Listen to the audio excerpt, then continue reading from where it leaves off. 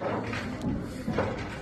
I'm Emily Fraser from McDermott Cues. I hope you all like and follow Shark Street. Hi, I'm Lucas Casaver. Join us on the Shark. Hello, I'm Salotto, and join us on Shark Stream. Hello everyone, I'm Francisco Sanchez Ruiz. Join us to the Shark Stream. Let's go! Hello, I am David Alcaide. Join us in Shark Stream. Hey guys, I'm Frederick Horst. Join us on the Shark Stream. I'm Christina Tkach. Join us on the Shark Stream. Guys, it's Jason Short. Join us on the Shark Stream tonight. I am John Moore. Join me on the Shark Stream.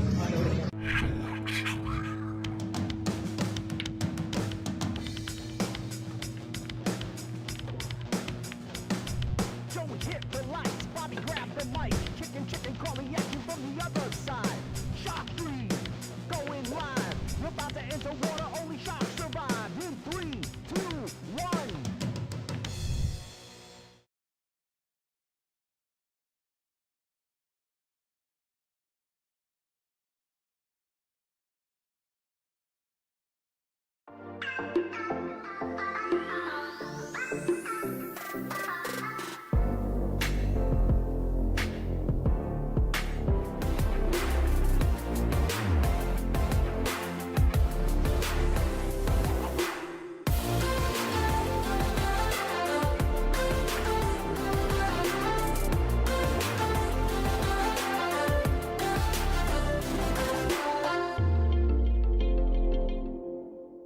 Salotto is the world's premier pool community. Playing your friends has never been more fun.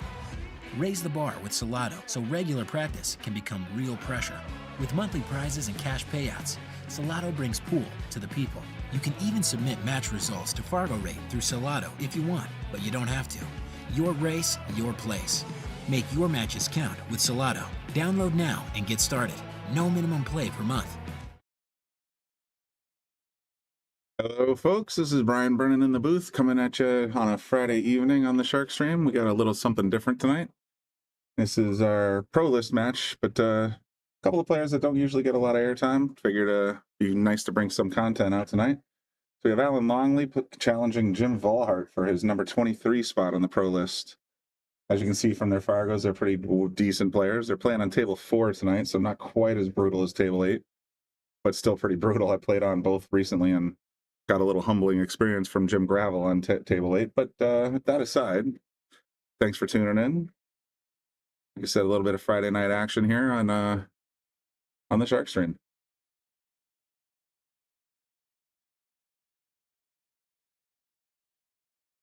There's Alan at the table right now in the gray shirt. Ooh, tried for the 1-7 combo, didn't quite get there. So for those of you who have tuned into the Shark Stream before, these gray tables that we have, table 8 and table 4.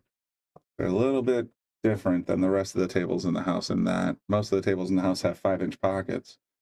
Table 4 I measured as 4 3/8 inches at the jaw, and table 8 is 4 inches, so it's still a little tight, but shouldn't hurt these guys.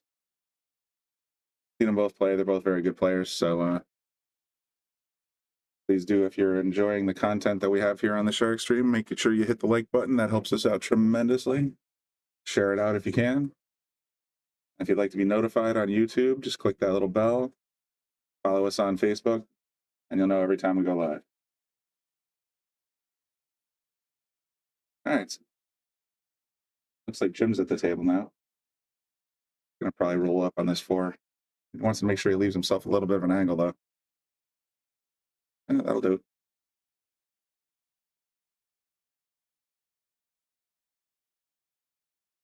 I'm going to try and park it fairly straight. I'm thinking right around here, because he wants the cue ball to end up here after the 5. He gave himself an angle, but it's not going to hurt him. Should still kick out this way if he puts a little follow on it, or a little inside. But after that, he's got the 7 as a hanger. The 8's just sitting there waiting to be smashed in the corner, and then stop shot for the 9. So should be fairly textbook out. 5 ball drops. Got great position on the 6.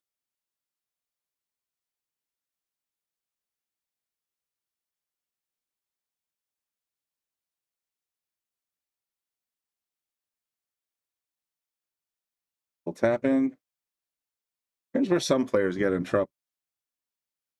The temptation might be to try and draw it back, or that, you know, if you want to hit rail first, it's going to kick out this way and it becomes a real big touch shot. Be curious what he thinks. If he tries to use a little inside, he might catch the point and really get stuck.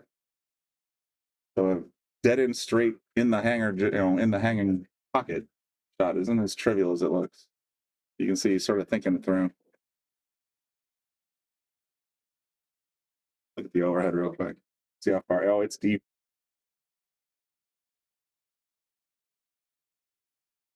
He went off the rail. It's going to be a real touch shot here now. He's going to collide with the 8, and it's not going to come out good for him.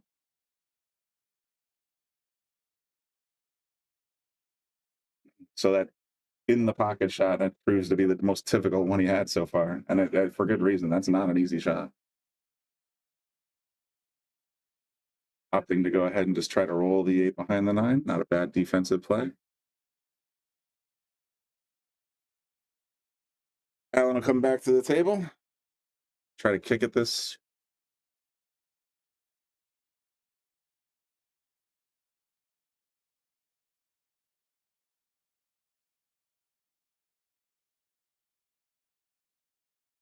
I think he's thinking something like this.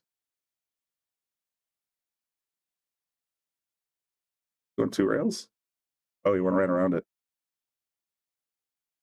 Ball in hand, Jim, and I think that's going to do it for this rack.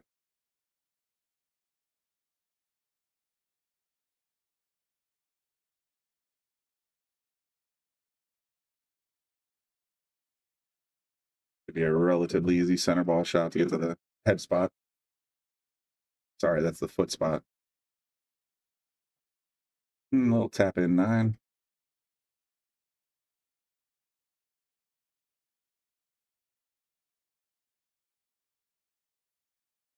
Oof, wow, use the whole pocket. But it got there.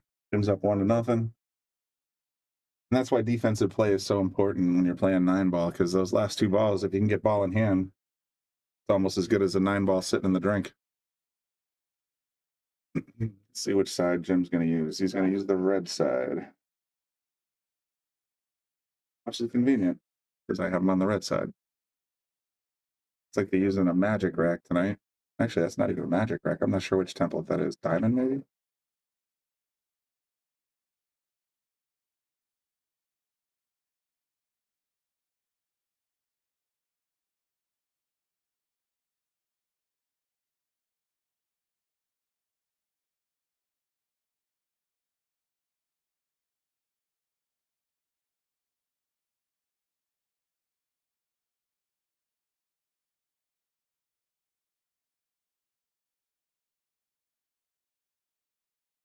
Look at that cue ball control. Nicely done. Keeps it in the center of the table. Did he get a ball in there?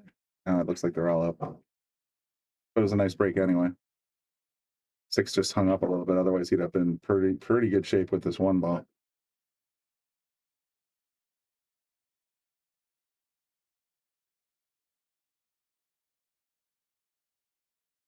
Thanks everybody for tuning in. Like I said, if you like the content you're seeing this weekend, I'm going to try and stick around sometime tonight. And I got my golf in earlier today. Oh, look at that. He's got both. Difficult cut shot on the 2, but still makeable. Got my golf in, went down to New Haven, got some of that famous Connecticut New Haven pizza over at Ernie's Pizza. So delicious. So if I'm a little sleepy today, that's because I got a little too much vitamin D and probably a little bit of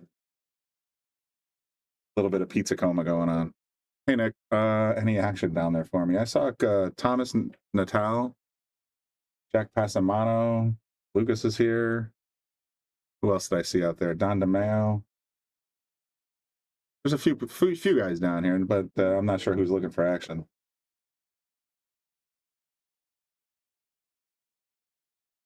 Jason Longo down here too. Or not Jason, Dave Jr. He's usually good for something, right? Slow down. Ooh, big scratch.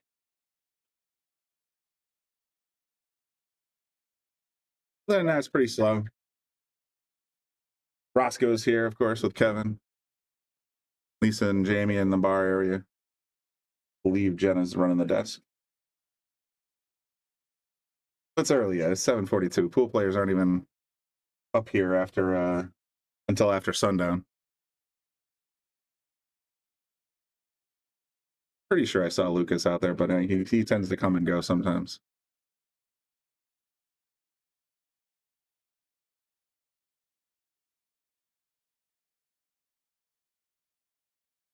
Gonna try to put the 3 off the 8 maybe to get this 8 out of the way of the 7. Pretty good planning if he gets it. Oh, just went right by. Because I don't know if that 7 goes by the 8. It might squeeze by, but still, I would have probably tapped the 8 a touch just to make the 7 easier. Still not a bad shot. Gonna go 4 in the corner, 4 on the side. Looks like he's setting up for the side.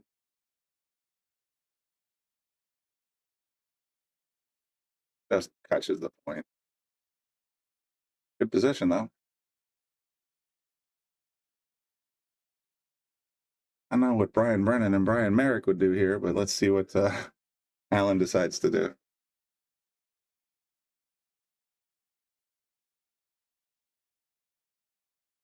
The pro list match, race to 9. So we're only at 1-0. A little time to play around if you want to. Call the 9. Take a look at it from this angle. See if he's got this on. Oh, he went for the carom shot. Interesting play. If he gets lucky behind the 7, that'd be sick. Oh, no, he's all right. Tough way to get position on the 4 to the 5, though. Over the 8, down the rail. It's not like you can actually hit any draw either.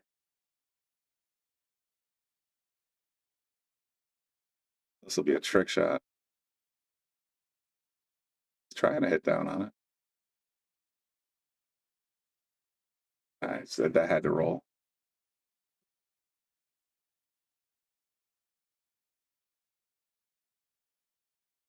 So Alan's got ball in hand. Good chance of recovering a game here. He's the trickiest shot now is probably the 7-8 combo, unless he can get short side poke. Trickiest part of that 7-8 combo is the 7's going to want to kick this way.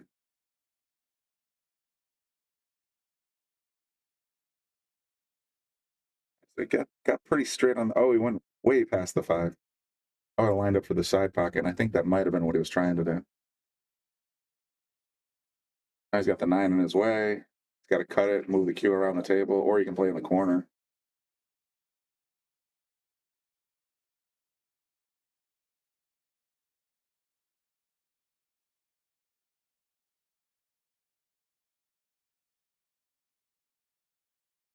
He chose to do, and he's going to set up for a bank shot.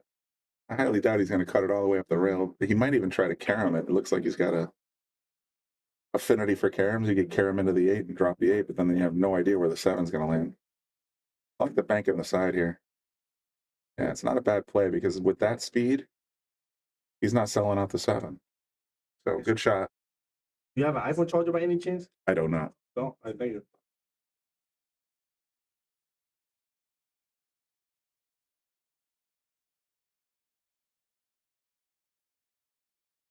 Big shot here. He's either got to play nice defense or cut the 7 right in. Like it's going D. Yep. Tried to use the 9, didn't quite get there. Allen has a shot. A tough shot, but a shot.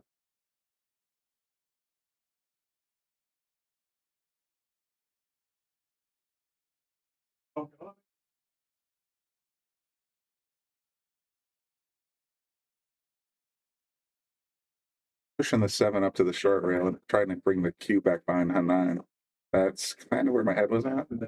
Made the 8 and he snookered himself. Ouch.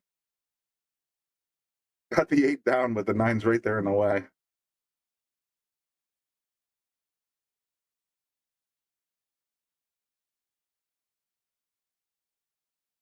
Chris says these guys are more my speed. You know what, guy? I got to be honest. I actually just put a ticket in with Fargo so I could get a rating, and they put me in as a 497. I have no idea where they got that number from, but we'll see.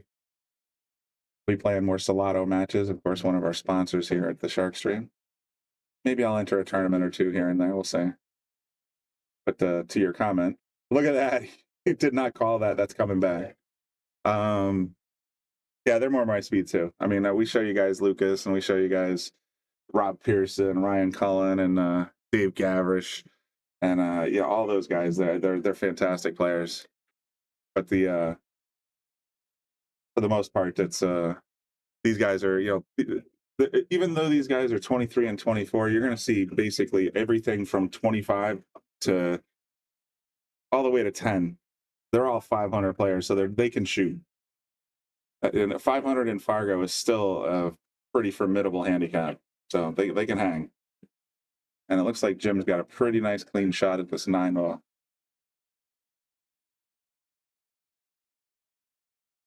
They put you in as a 550. That's interesting. I wonder, because there's literally no records of me playing pool that I know of since 2000. I think that's when I quit the APA to basically start a family. And so 497 is just an odd number.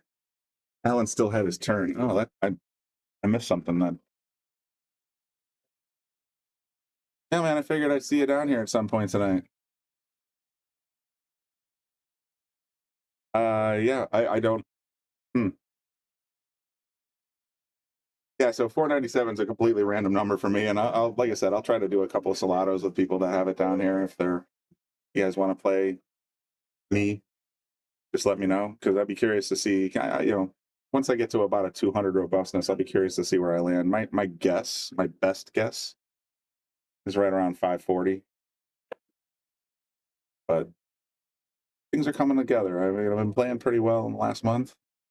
Been sort of had a new lease on life, let's just say. I've been playing a lot. Oh, Dave, yeah, you're right. He made the 9, but you're absolutely right, Dave. He made yeah, Alan made the 9, even though it was not wild and it doesn't count for win of game. He made a ball, therefore he should have stayed at the table. You're absolutely right, and I missed it. Thanks for bringing that up.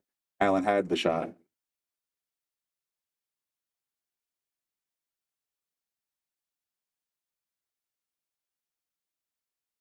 Yeah, Dave, I don't know, but once this match is over, I'll be out in the pool room as well. So if you want to get a ring game going, pill pool perhaps, we can have some fun there.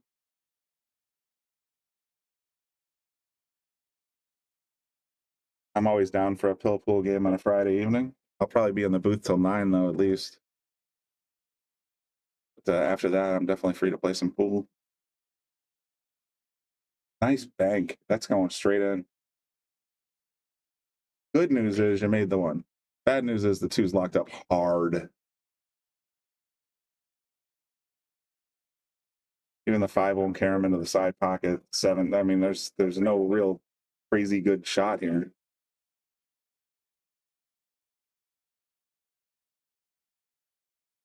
I don't even see a decent defense play.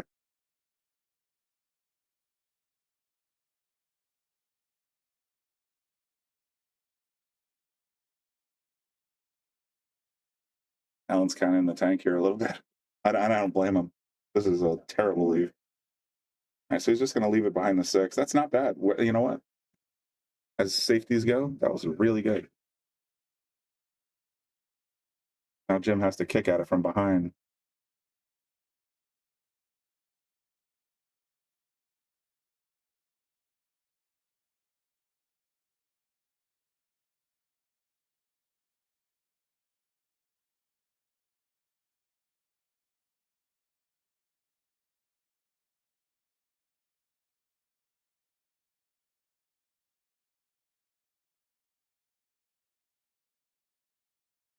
Good speed, leaves the 9 right between there and the 2. Good out. It says, looks like Ricky Evans beat Tyler Steyer in the Kansas City shootout. Oh, wow, I didn't even realize that was going on this weekend.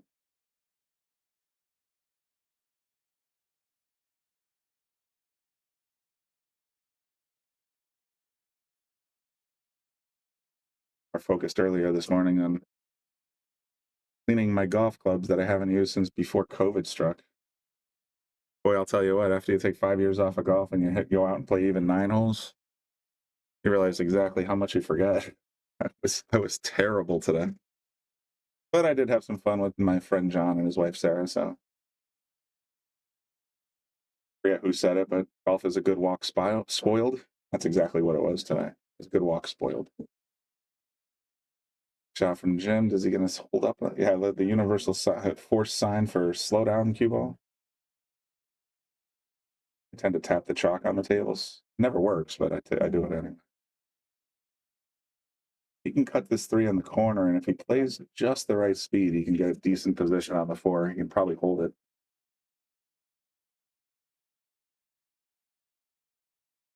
Yeah, I just played the line off a little bit.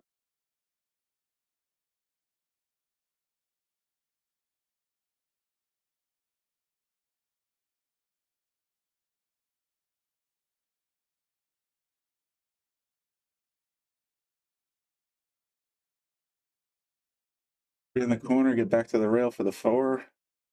5's a hanger. 6 could be tricky. 8's blocking the 6 in the corner. 9's blocking the 6 in the other corner.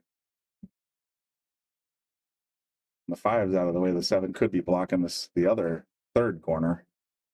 The 6 is going to be the key ball, and he missed the 4 anyway, so it doesn't matter.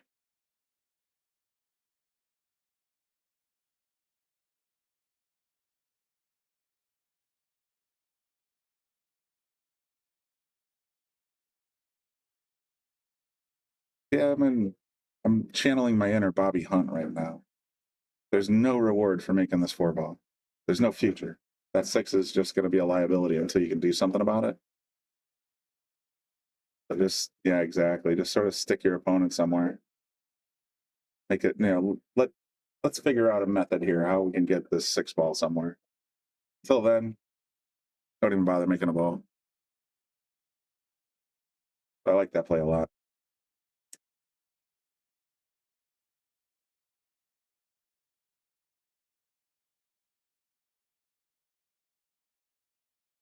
Lots of cloth on this 4. Yeah, he went with a little inside English trying to disturb some balls. Did disturb some balls. Bounces off the 9.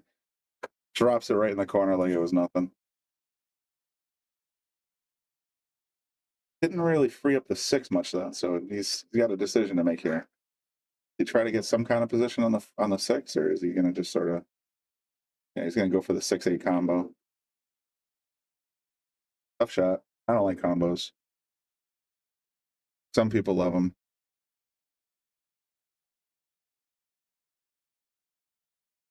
The tricky part is his 6 is going to want to bounce off the rail. Yeah. I don't hate that leave.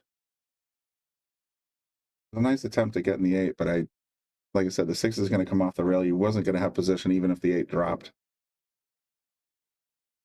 So missing is actually probably the better option there.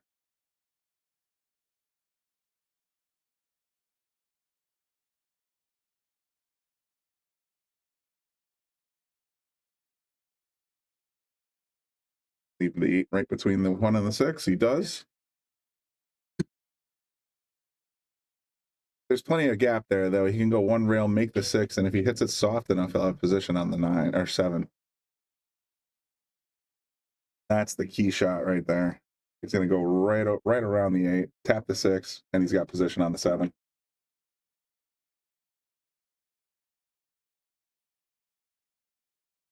This is actually a much harder shot. Using draw, putting the 7 in the corner and getting the cube back on the right side of the table without being blocked by the 9 is the toughest shot I can think of right now. Oh yeah, he went right into the point. And he still missed the position. Right, yeah, I like that idea better in a way. Got lucky with the lead, but strategically, I think there were better options. Is my phone making noise?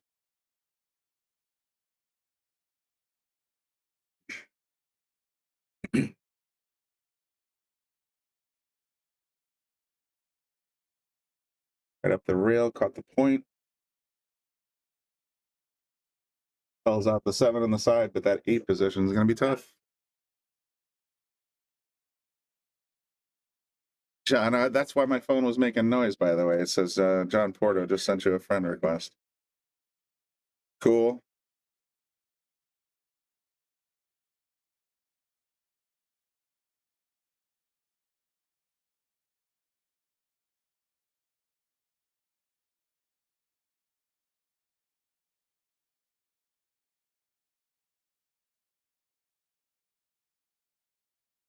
I would have gone 7 on the side there, but interesting choice. This is terrible too in a way. I'm not trying to be harsh, but if you try to get that 7 in the corner, the cue is going to come right towards the side pocket unless you put some draw on it, come down this way. And then even then, position's going to be a nightmare. Really tough shot ahead of him. Definitely a good candidate for defense. You bounce the 7 behind the 9 and roll the cue up a little bit.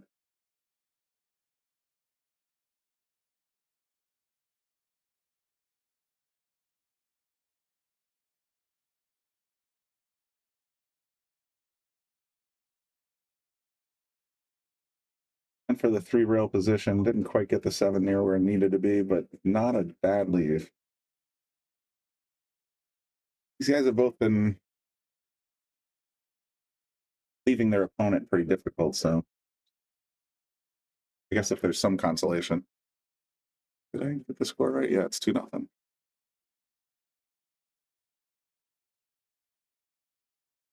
Let's see what Allen's got in his bag of tricks here. Went for the safety. Not bad. Difficult cut.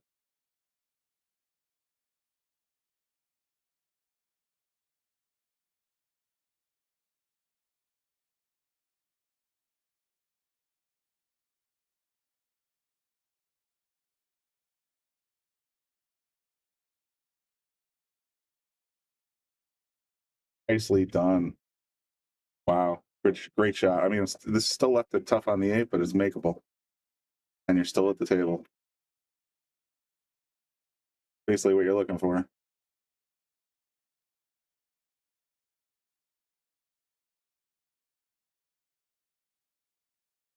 Thanks everybody once again for tuning in. Make sure you hit that like button for me.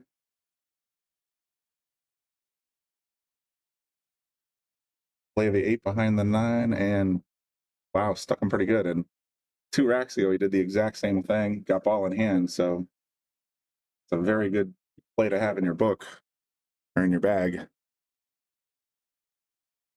See if Allen's got another good kick shot in him.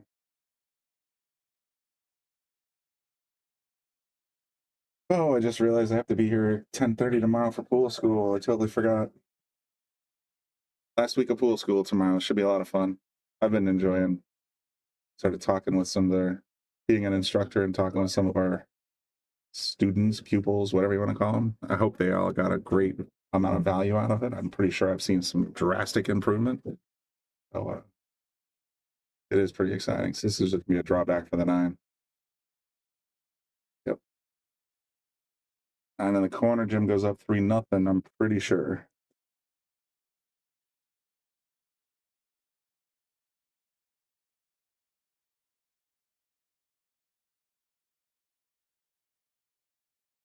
Nicely done, Jim.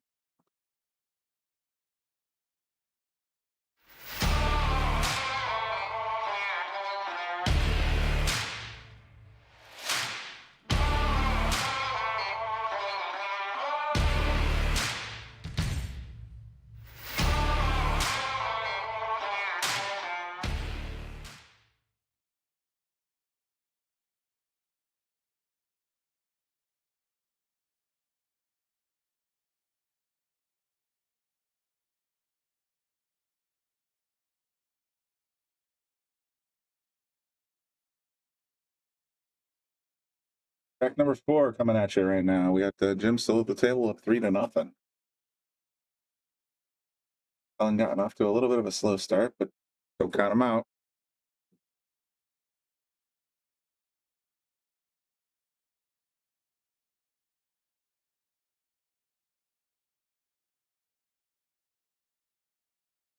Didn't get the wing ball, but he got 3 other ones. The 2, the 3, and the 6 all went down. So he's got 6 left on the table and a pretty clean look at the 1. Gonna use our Taom break and run button, this perhaps.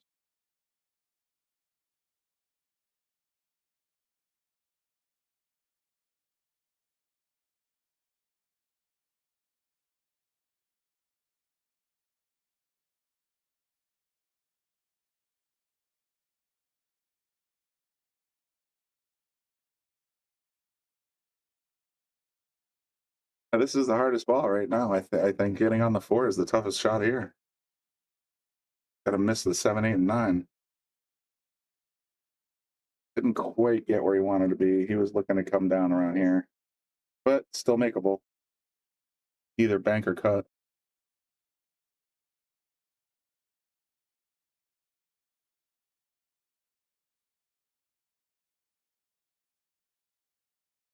Speaking of liking and sharing, follow my own advice. Let's go on Facebook real quick while I'm sitting here.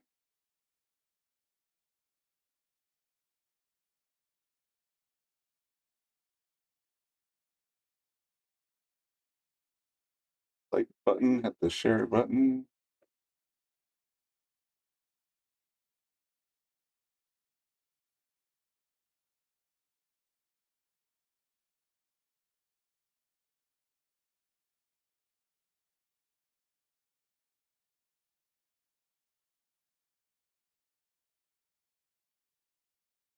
There we go. Liked and shared. Let's leave here. The 4, 7. Not sure what I'd do. He's just going to try and bounce the 7 into the short rail. Maybe use the 5. What's up, Shay? And your awesome I hate pool t-shirt. You really should make a bunch of those because I guarantee you they'd sell. Shay has a terrific I hate pool t-shirt that she wears down here every once in a while, including I think I saw it about 2 days ago on Wednesday. Makes me giggle every time.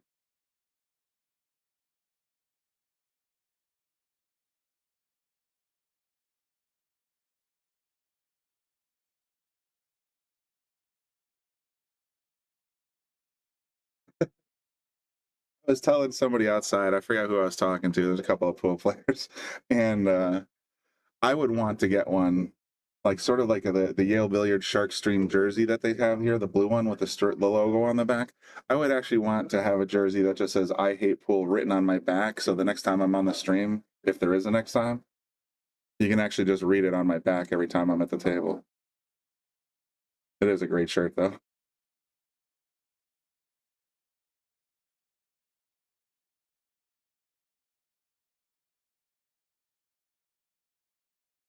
He says it's our mantra, and every pool player's thought about it at some point in their pool journey. I think about it all the time. I'm playing pool, you'll be sitting there lining up on an easy 8 to get to the 9 ball, for example, and then you just box the 8 ball, and it's like, I hate pool. This game sucks. I don't want to play anymore.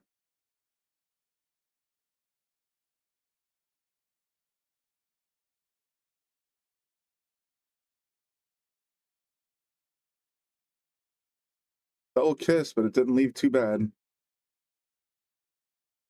Tim's got his work cut out for him still. I like back banking this and leaving the cue up table, because even if you can leave the cue up here, oops, I am so bad at drawing. I got to get a touch screen in here. If you miss here, the 5 is going to go that way, and it's still going to leave your opponent no shot. So that's my thought process. You guys may have different thoughts. Just going to sit there and poke it behind the 8. Not bad. 5 go up table, it might.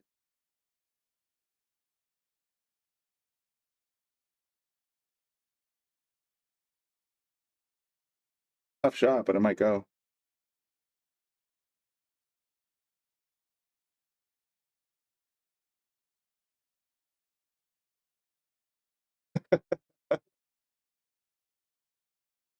I remember you guys talking about that a couple days ago. She said, I hate pool, but on the back of my new shirt, I'm going to put, but my husband makes me come. Now, if you don't see the front of that shirt, that could be open to a lot of different interpretations. Yeah, you get it. Pool twos. I'm just saying, this is a family-friendly channel, so we won't go any further than that. But I understand exactly which.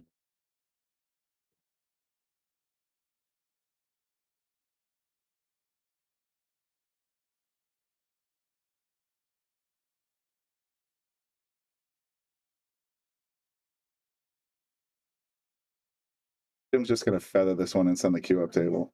Oh, no, he went for the bank and scratched. Worst possible outcome. Alan's got a good chance here to get a game back.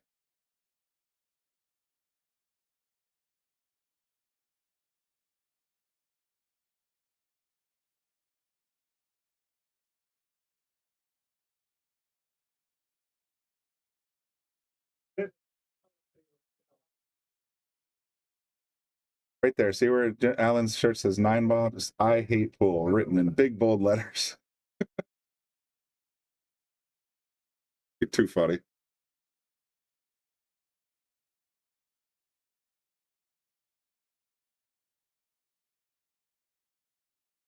Ball control there. Got the 8. Should be able to just scoot this out about 6 inches for a perfect shot on the 9.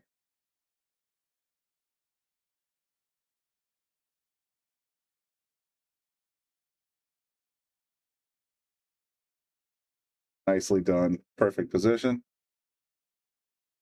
Should be a check mark.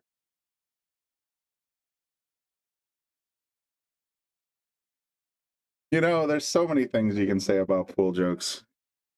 We do have. I'm gonna answer your question in a different way, Shay. We got to get an ad in here for our new sponsor. We've recently introduced Taom Chalks, of course, TaomBilliards.com. But we also have signed on WR Magic Carbon Polish as a sponsor here. So yes, I have cleaned my carbon fiber shaft recently, and it came out absolutely amazingly. As for your second question, yes, I've been told that the staff here takes great care of all the object balls on the table and the cue ball as well. How about that? A family friendly, can I word that? There you go. See, I'll turn an off-color joke into a plug. Absolutely. All our Aramith balls are professionally taken care of by our staff.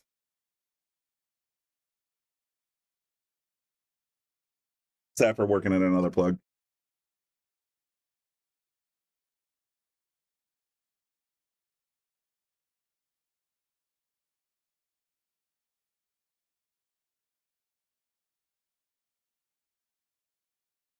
Clean all our Aramith balls with Simonis Cloth by Andy Gow himself personally. There you go. Nailed it. 3-peat. Look at this 3-9. Yeah, that's just waiting for somebody. Seems like I got to play the 1, get straight on the 2, come back for the 3. I think that's your way. He wants to try and draw this 1 ball right back where the cue ball is right there. Bring the 2, come back again. You can get on that 3. Should be game over.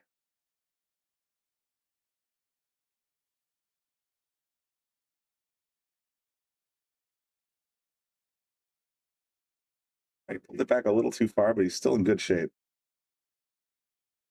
Should be able to draw it past the 3 and get a position on the 3-9. If not, he's going to roll forward and try to get actual out position here.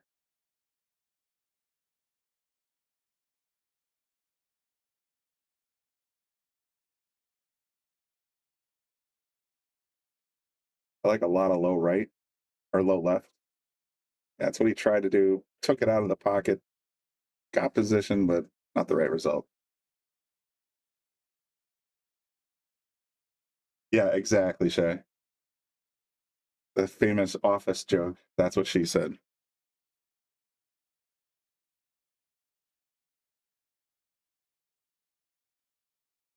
I mean, when you think about the names of all the equipment, you got your cue has a shaft and a butt. Let's start there. Playing with 16 balls. I mean, so much fodder.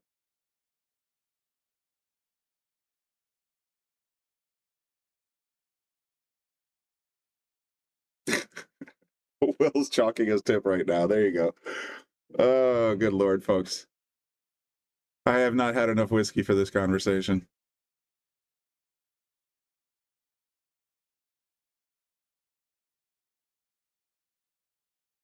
Yeah, I've been gotten used to since I started working on the booth, calling the corners of the pockets points, but they were well known by another name when I was playing pool all those years ago, 22 years ago.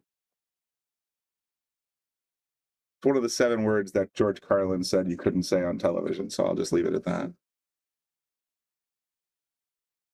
And no, I don't want to see it in the comments section.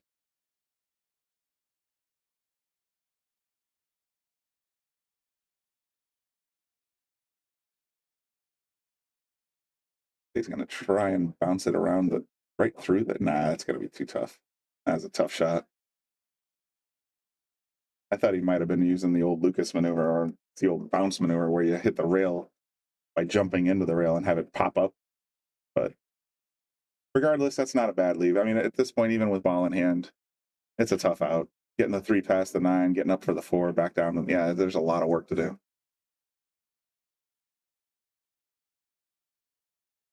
One item.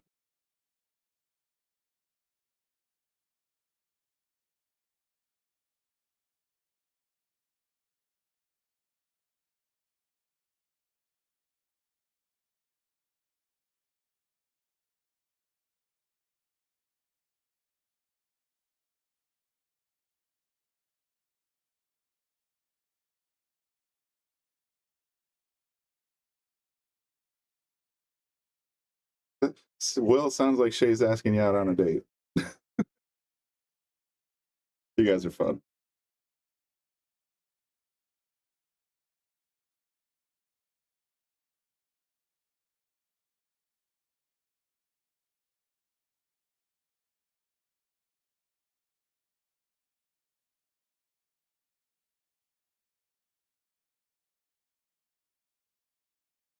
Yeah, with another really solid safety. He's got some solid D game going so far, and I think that's one of the things that's probably frustrating Al a little bit. Almost every time he comes to the table, he's stuck.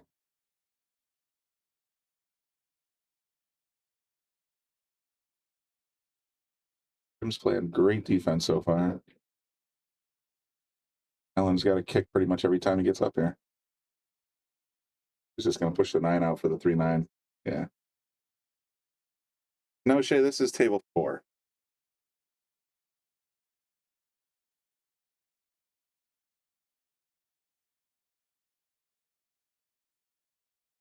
The pockets are slightly more open than table 8, but still, man, I played on it, about a week ago on the stream for the first time, and I have a new respect for both tables. I played on table 8 against Jim Gralla last night, or the night before, rather. And for literally the first time I've ever played on table 8, and man, if you are not in the center of the pocket, you're not getting the ball. I got up quick 4-1, but then he beat me 7-5, I want to say. Real good pool player, Jeff. I look forward to our next set. I will definitely have to grab table 8 every once in a while when the vultures here aren't using it. Believe it or not, I mean, for those of you guys who are familiar with the Shark Stream and table 8 in general, or the Yale Billiards, it's hard to get table 8, man. People walk in here and first thing they see, if table 8's open, they go straight to it because it's a terrific table to practice on. By the time you get done playing on table 8 for an hour, everything seems like a huge pocket. And here we go with the sex jokes again. Nothing wrong with a tight pocket if your stroke is smooth. We're just going to go with the pool connotation. And you're absolutely right. If you got a nice smooth stroke and you can precision play the ball, no, there's nothing wrong with it. But my only point was, if you play on table 8 for an hour and then you go to another table, they seem like basketball hoops.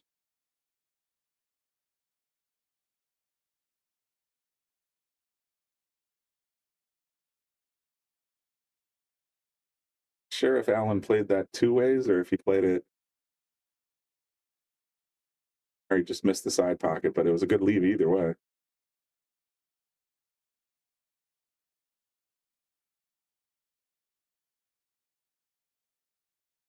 Yeah.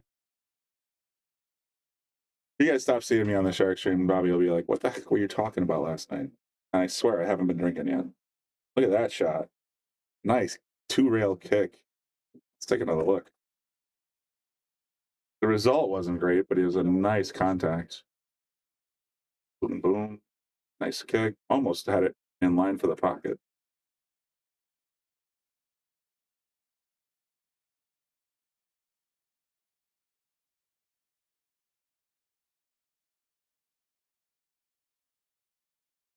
Kind of on the 50-yard line here. Didn't get great position on either the corner or the side pocket. Hey, what's up, Wendy?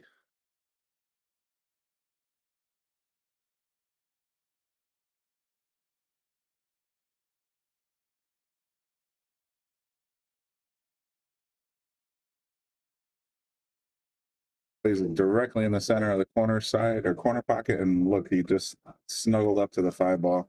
That's unfortunate.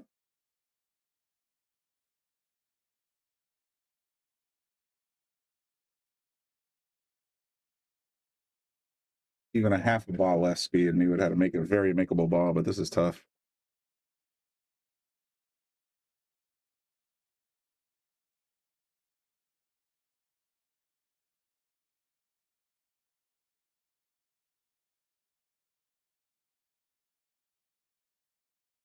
The result he was looking for, but the 6 is still pretty. It's not going to be easy to get on. And even with follow, you need a little outside English to even get it to come back this way. Yeah, he's got this tip where he wants it.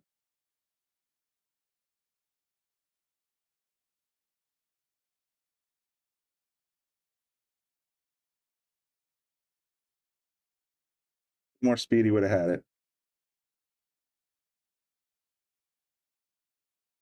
By the way, free plug.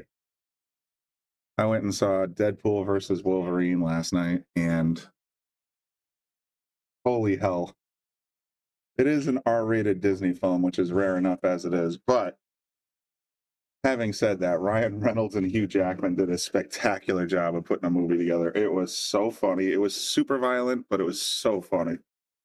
Absolutely hysterical. 2 hours and 20-minute runtime, and worth every minute. It was terrific. If you do yourself a service, go see it in the theater. It was awesome.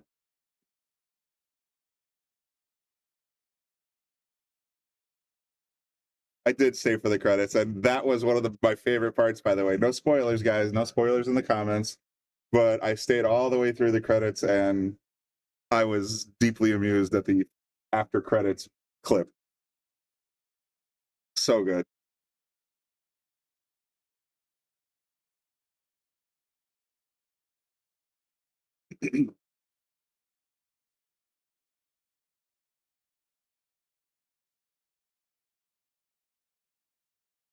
Jim's going to have to kick at the 6. He's pretty good on these kicks, though, and he's got great speed. Oh, if it went just past the 8, it would have been better, but I think he's in okay shape. I don't know if that goes by the 8 anymore, but it's a pretty easy save.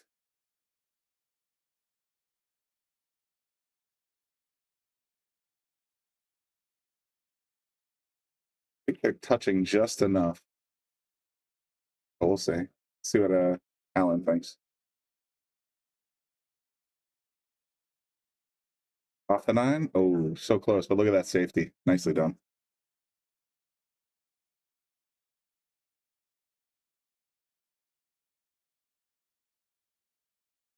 Yeah, without getting into spoilers, and I will not talk about Deadpool anymore, but without getting into spoilers, one of the most amazing cameos ever.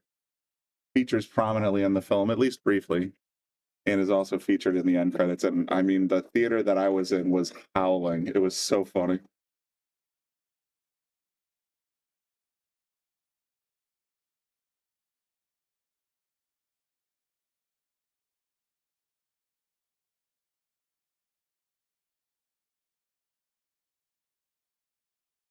What are we doing here?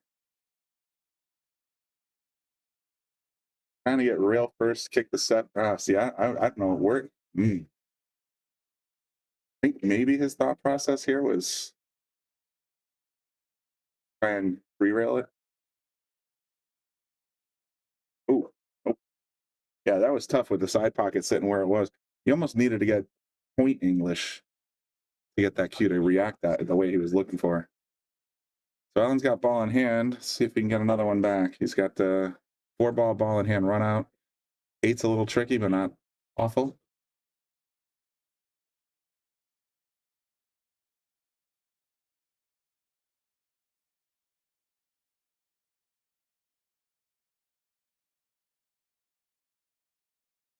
You can just tap it forward here and have decent position on the 8. I would actually try to advocate for sticking it on the rail right around here if you can.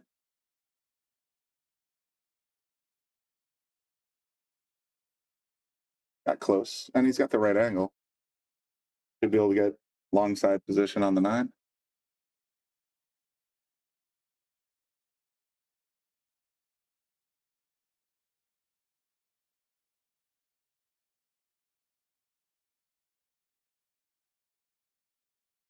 Great shape. Pretty sure it's going to be 3-2, Jim and Allen.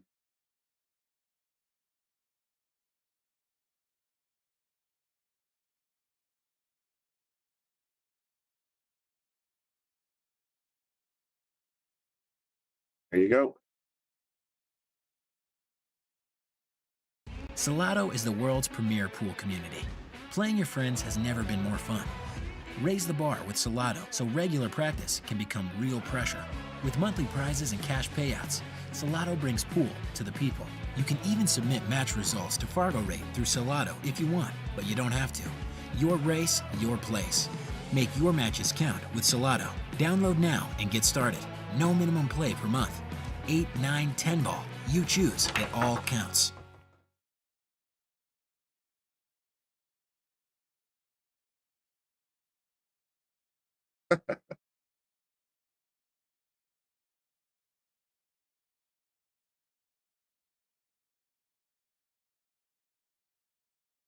Just came into the booth during the Salotto ad and bought me some beer. So that's always appreciated. Thank you very much, Jen. Appreciate it.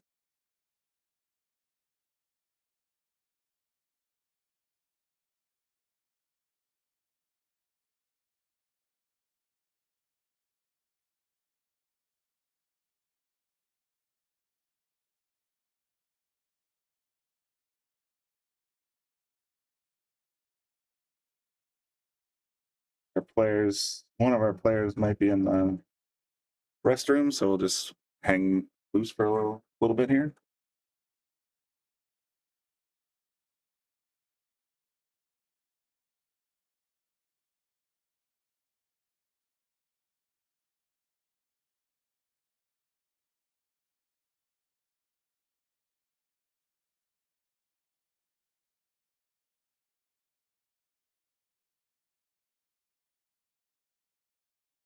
It's like we're back. Alan getting ready to break. Down 2-3.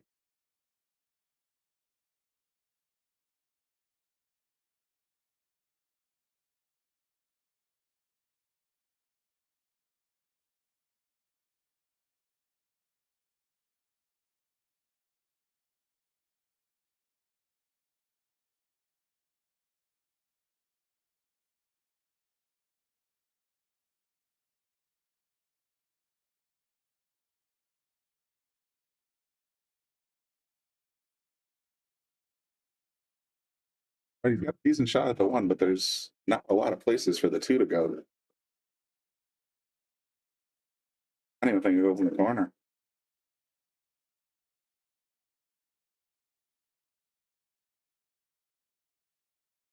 Yeah, I'm fine with missing that 1. I don't want to be on the 2 unless I have a good way to break it up.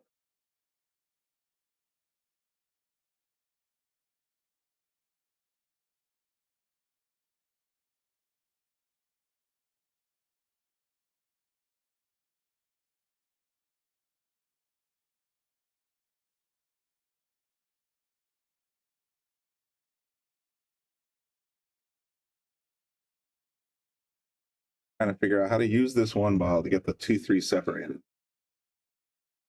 One way to get at it, unless he scratches. Ooh, caught the point. Point. Sorry, I just channeled my inner Beavis.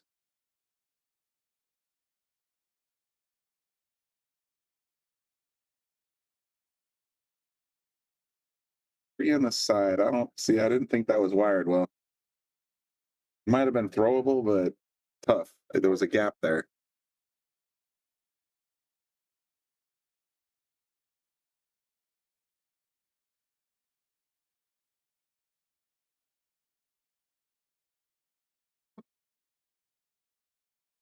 Excuse me.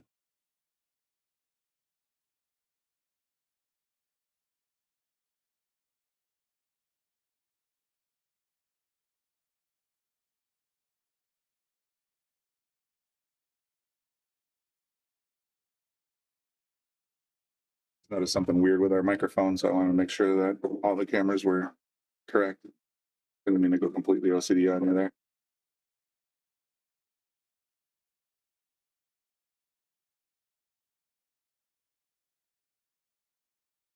Overcuts the two just a smidge. Not the worst lead in the world, though.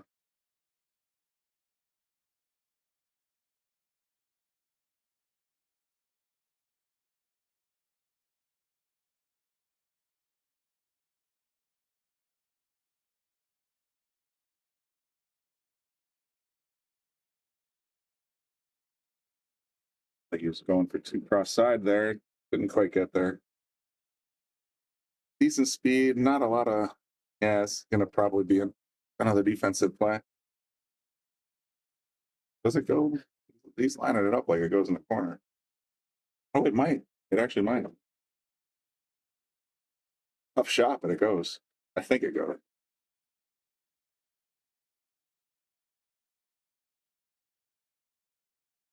Wow. I'm gonna give him a boom. That was a nice shot.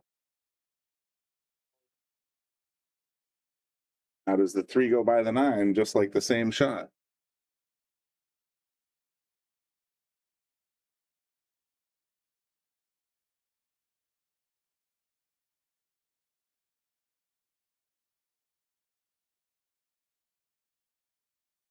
Ooh. Went up and down the table there. That's interesting. Not sure if the three goes by the four. Let's take a look. It might. Unfortunately, this overhead camera is mounted to our Littman light fixture. Boom, nailed another plug. And in order to make it look correct, we have to use what they call fisheye corrections. So sometimes the outer rails can be a little deceiving, at least on this camera. It went. It definitely went. Look at that. Nice shot. All right, Jim in control here.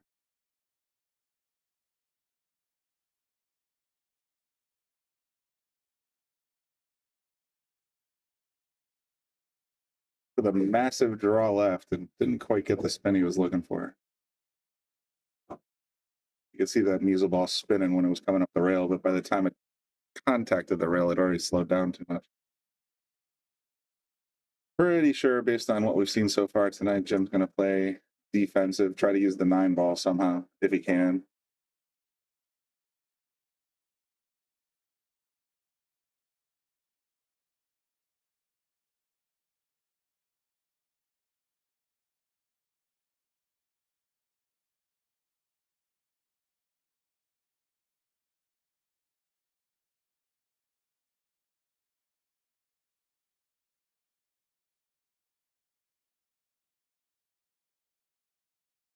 Look at the 6 ball. Does it go back? No, it does not go in the corner, I don't think. In that bottom right corner, I don't think the 6 goes straight in. So this is going to be a trickier shot than it looks like.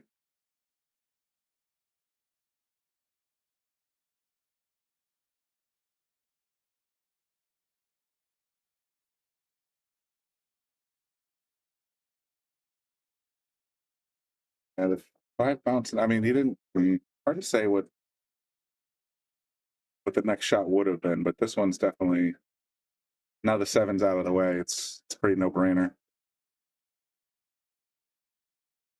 Rail first here. Come across the 5.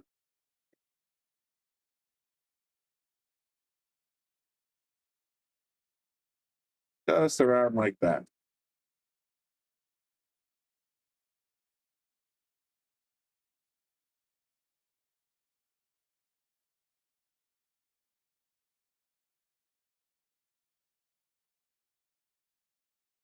Boy, this looks pretty straight in.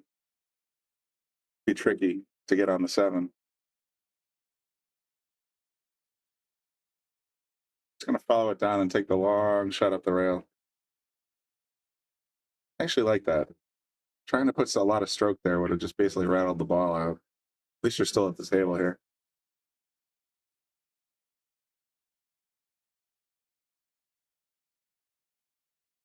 Boy, the number of people walking around today, it seems like it's a lot busier than when I sat in the booth. What, about an hour ago?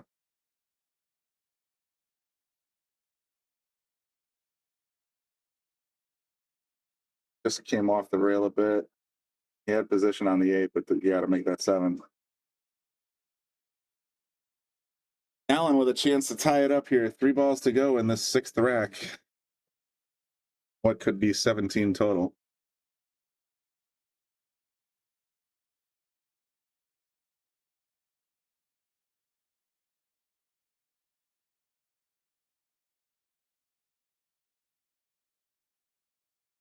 Just thinned it right up. I don't know. I'm not going to speculate. Don't know if that was a defensive play or if that was an offensive miss. Jim's got a pretty good handle on this one right now because look at this. The 9's just hanging in the pocket. He just got great position on the 8.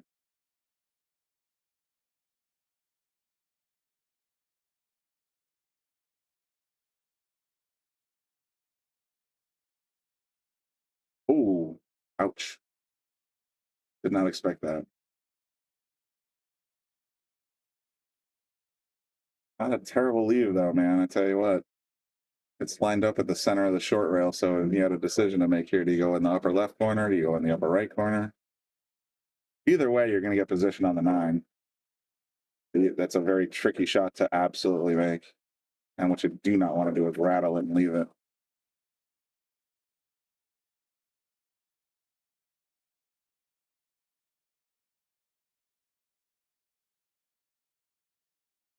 Gonna try and back cut it in the corner. Just got to make the 8. 9's makeable from 80-90% of the table. Oh, there it is. Nicely done, Allen. Gonna be a tie game now, 3-3.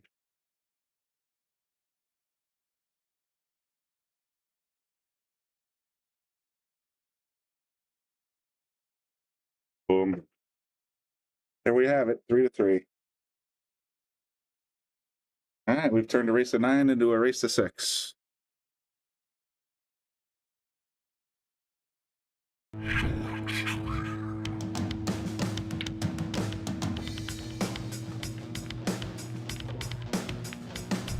Joey hit the lights, Bobby grabbed the mic, chicken calling at you from the other side. Shock 3, going live. We're about to enter water, only shock survive. In 3, 2, 1.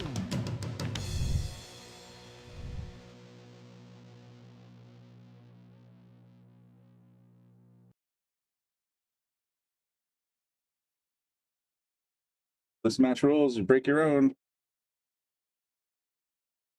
Here we go, Allen.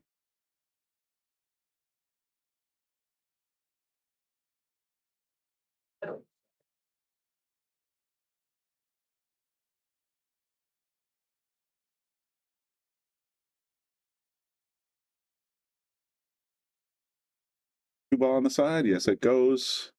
Oh, so did the 7 and position on the 1. Can't ask for more than that. Beautiful spread. No trouble balls. All you got to do now is get to work.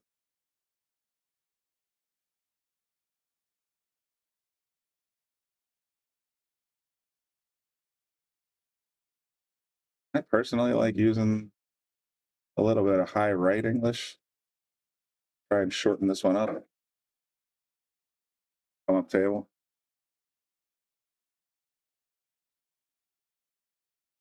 Caught a piece of that 4. I actually caught a whole lot of that 4. Gotta make this 3 a lot tougher.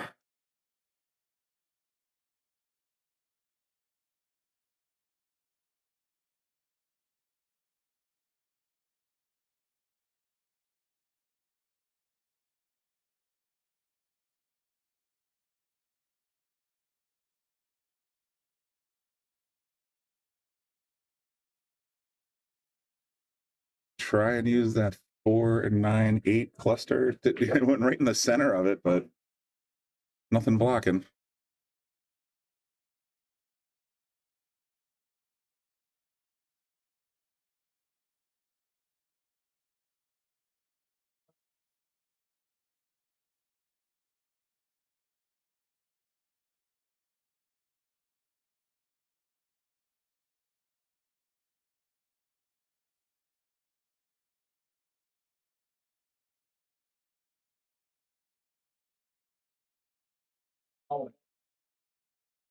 Got great position, didn't quite get the 3 in the corner though. That's tough. That's a story of my life though. I'll have perfect position and just come offline on the shot I'm shooting at.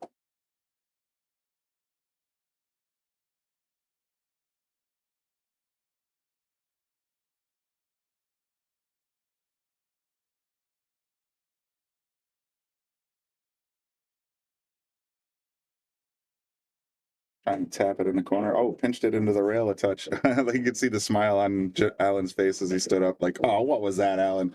I get it, man. Been there.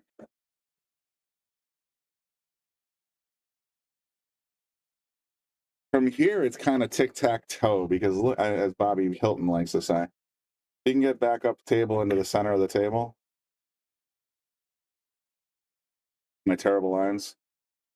You can stop it right here. Oh, unless the 8 got in the way, but you can stop it right here, and then you can stop it right here, then you can stop it right here, and then carry them into the, you know what I mean? Ooh, got a little too far. Still just a very playable shot. Cut it in this corner, come off the rail, get back on the 6.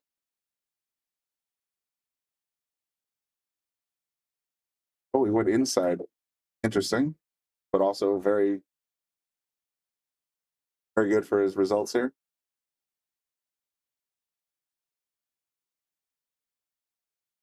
Gonna go up to the rail and back. Left himself a little wild on the 8 to get to the 9, unless he plays it in the corner. But the problem is if you play in the corner, the tangent line of the cue is going to come straight at this point.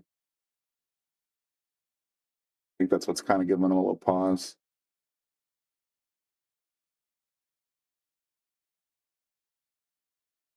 This is going to be a very speed-sensitive shot either way. If he cuts it in the side, the cue is going to want to bounce out this way. And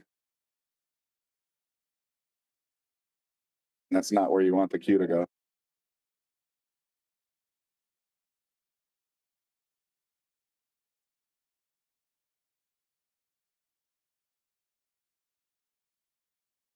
Touch it inside, shortened up off the short rail. He's got a great shot at the 9. That was very nicely done.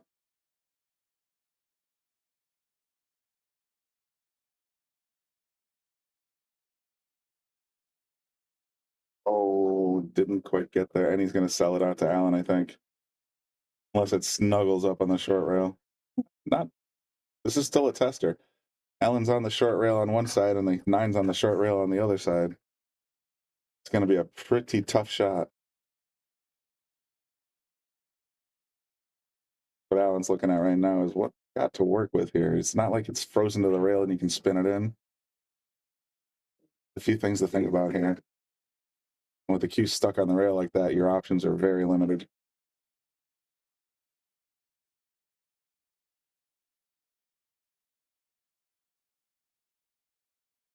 Well, I don't think he hit it well at all. I think he miscued. Yeah, that's going to be a sellout right there. Oh, bummer. All right, so Jim's going to take that one.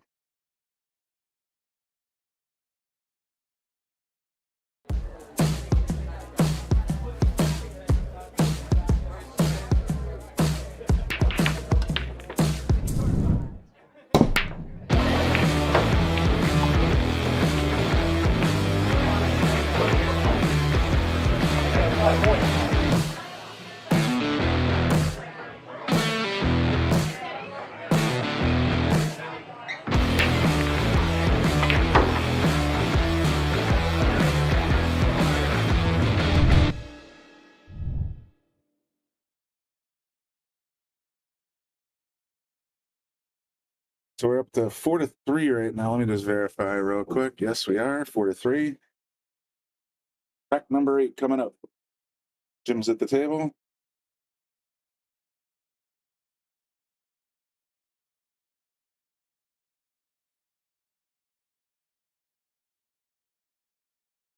You nearly scratched, just avoided it, but still a dry break. Allen's got ball. He's got a nice shot at the 1. And after that, a somewhat tricky shot at the 2.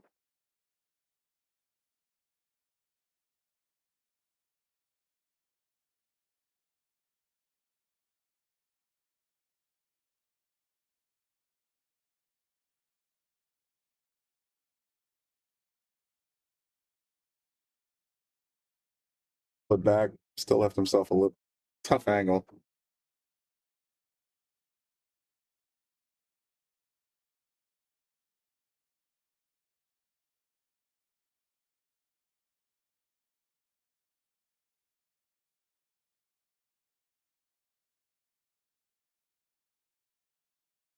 Around 3 rails, and I think the 5 got a piece of this 3. Yeah, he can hit it, but he can't hit it anywhere helpful.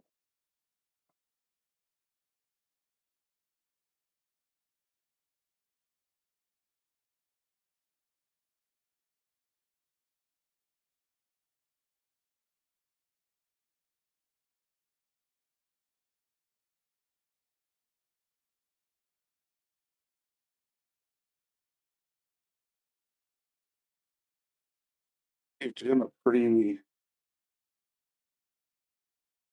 simple choice here. I think he can play this 3 on the side and get position on the pink 4 ball.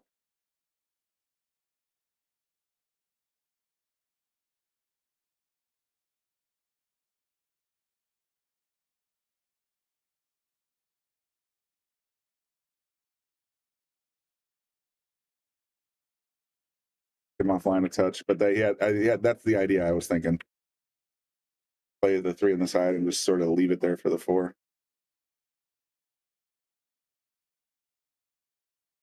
If let's see what Allen's thinking here. He's got the 3 in the corner, but getting back for the 4 is 7's blocking a corner pocket. It's gonna be tough. Interesting. Kind of ship the 3 around the table.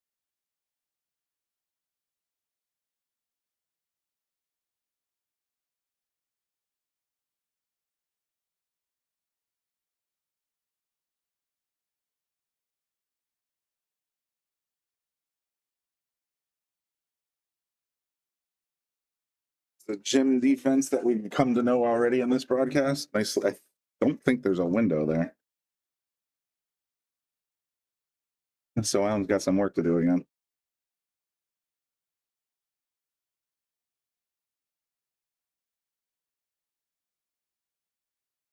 Oh, let's take a look at this one.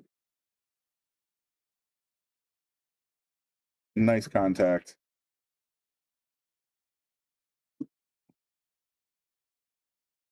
Actually, might have gotten Jim a little stuck here.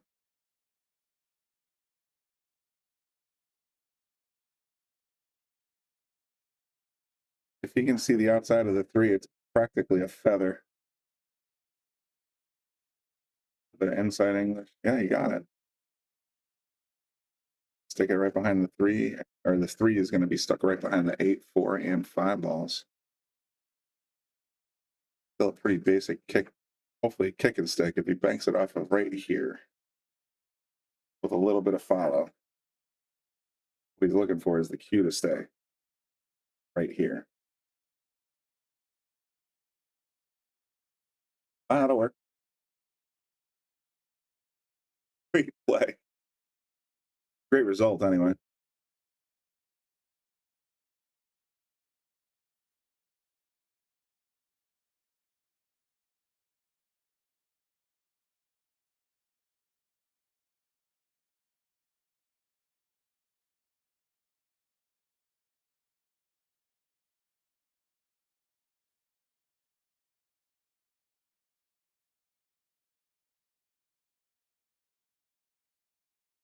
Don't have a lot of options here, Jim.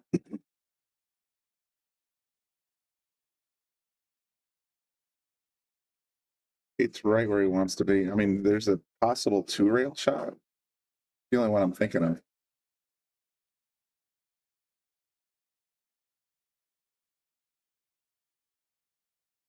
For the Z and scratched. Oh, look at this 3-9. Depending on how you're feeling, Alan. You can shortcut this game right now, or you can try to run out. Give it an eyeball. Gonna go for the run out.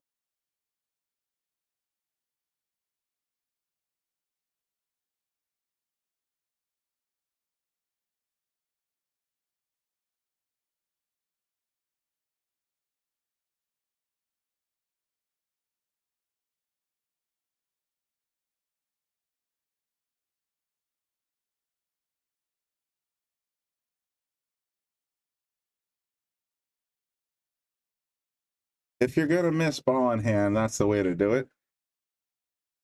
But I have a feeling that he's gotten in the same headspace I've been in several times lately. It's like, oh, this is a gimme. And then perfect position on the 4. Looks like the 5 goes by the 8 into the side. That's makeable, but it's tough. It's a short pocket. I just sort of forgot he's got to push the 3 in the corner first.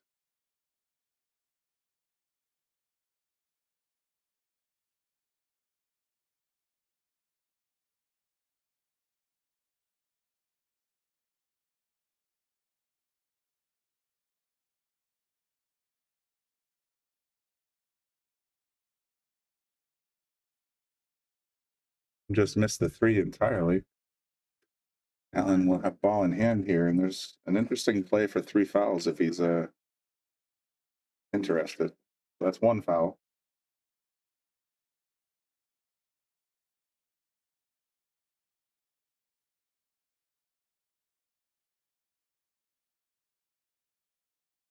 Line of thought.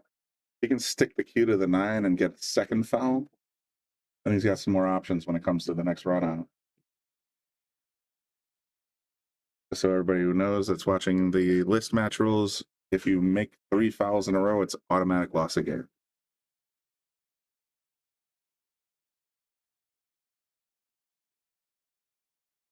We did. Stick. I mean, that was a little too wide open for me because this is a pretty easy bank shot, or kick shot, I should say. But it was a good idea. I think I might have tried to leave the 3 a little more up table so that the 9 was bigger. But it's so much easier to talk about it from the booth. You can't, until you're at the table and you're looking at it, who the hell knows what I'm talking about? He might have seen something different. Nice kick. Oh, Allen's going to have a look at. Yeah, he's on. No, he was. Was he on 2? I thought he was only on 1.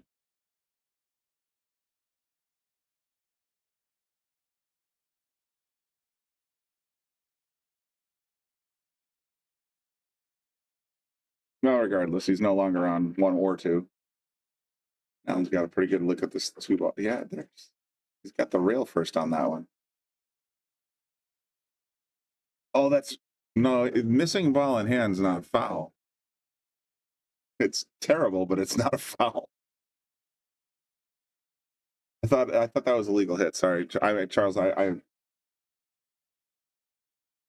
brain's a little cloudy. I was in the sun today, and that's something rare. And also, I'm out of beer, so after this rack, I'm going to take a quick walk.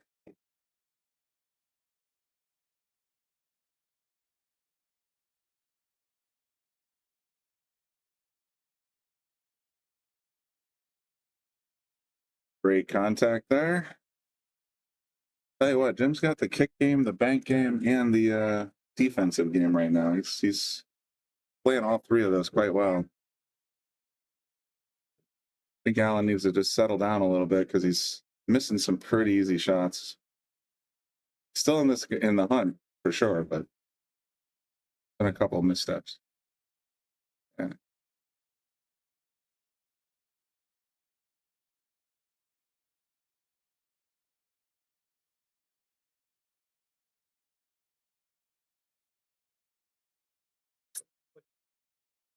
Thinking 3 on the side here.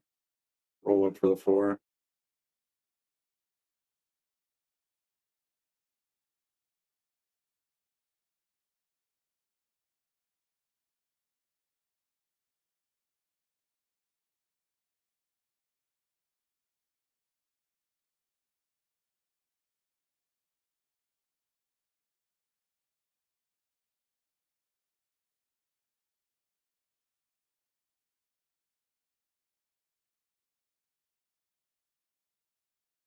Process here, and maybe I'm in the minority. The 4 is makeable in the corner. You can cut that back. And because the 7's sitting where the 7's sitting, you can't scratch. So just play the 4 in the corner and take whatever the table gives you at that point. Don't even think about position. Just make the 4.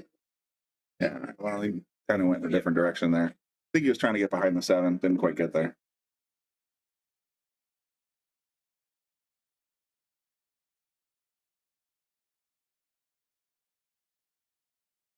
Same thing, 1630.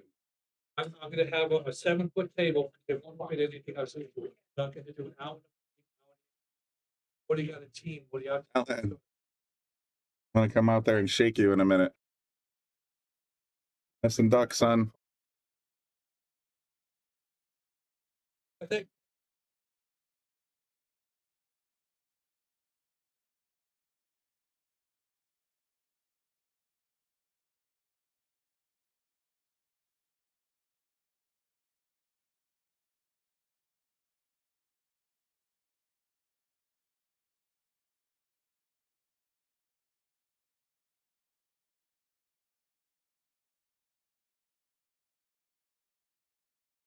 Nicely done. Nice speed.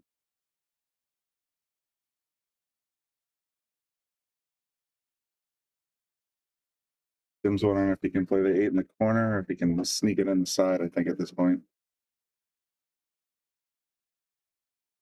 Trying to get his options, because once he makes the 6, the 7's a trick. 7's, not a problem. But getting on this 8 correct is going to be tricky.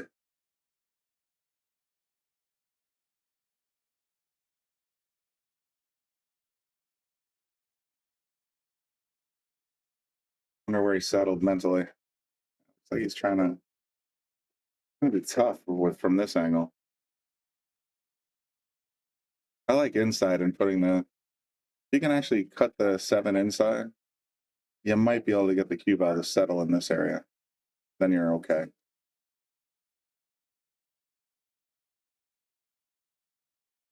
But you're stretching over the table, and yeah, a lot of things can go horribly wrong. So easier to say from the commentator's booth.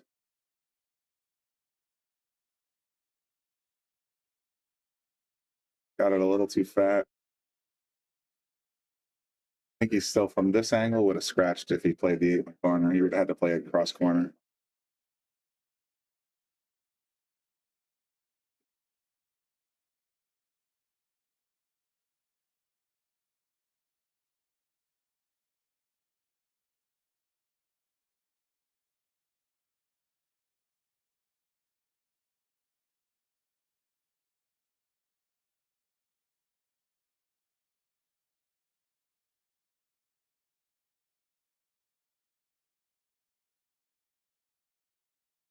It goes by your highest handicap.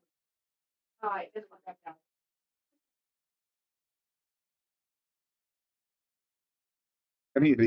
Either of these guys, I should say, is looking to get on this 8 ball in a hurry. It's just a tough shot to play on. Even, yeah, he's not even looking for the pocket here.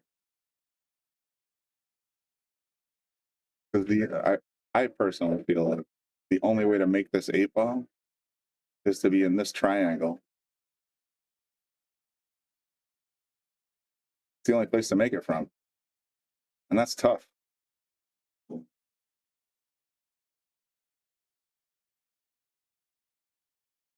Plan B, I guess.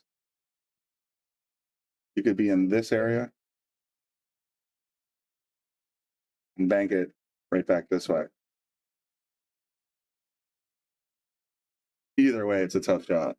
8's in a sticky spot.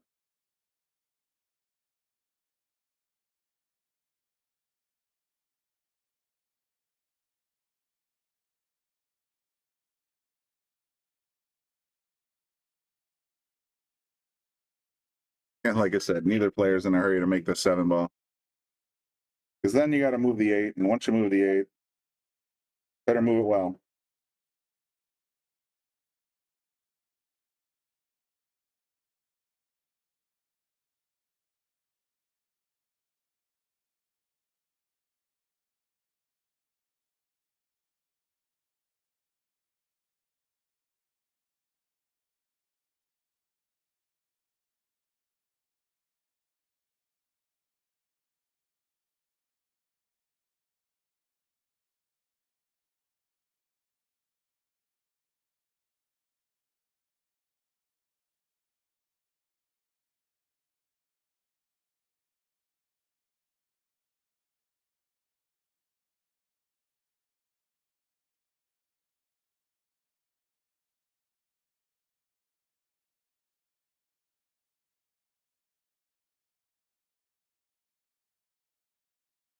Just looking to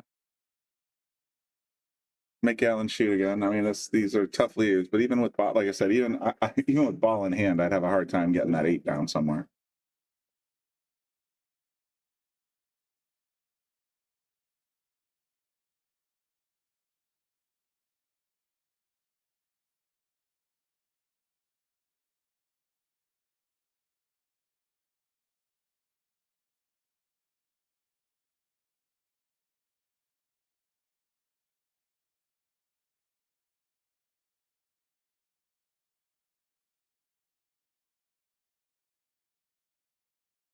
Truth or dare. Tim can make the 7 ball. And you get one of those 2 triangles I drew. Like, even if it's frozen to the rail, I don't think you could. I mean, if it's frozen to the rail, then yes, you can, like, in this line here somewhere, you can make that 8 ball. But if it's anywhere outside there, it's going to scratch.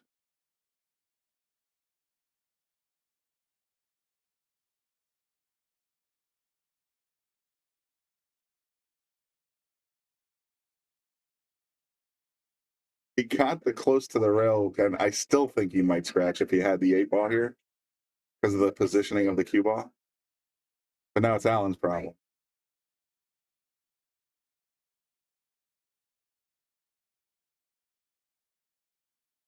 Now look at the overhead.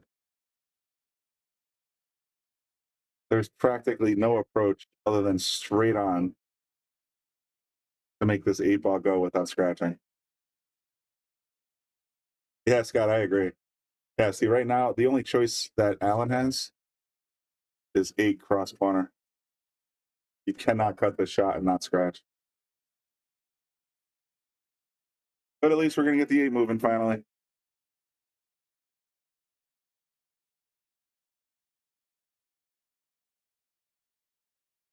Oh, I thought he had it. Oh, that would have been sweet. That would have been a blessing for Alan, because that was a beautiful try. As it stands, though, I think Jim's got a pretty good chance of getting the cue back to the center of the table and playing the 9 in the lower left corner.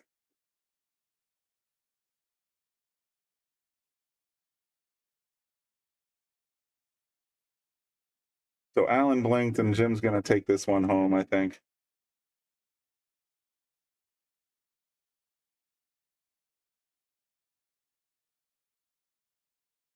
And that he does. All right, here we go. 5-4. I'm going to take a quick pause. I'll be right back in a moment.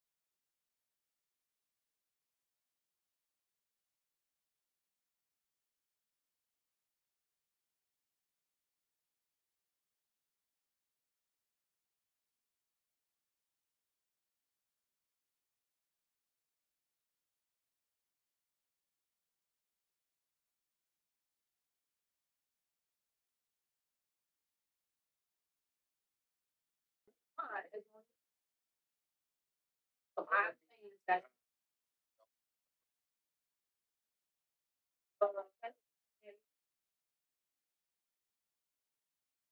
Last.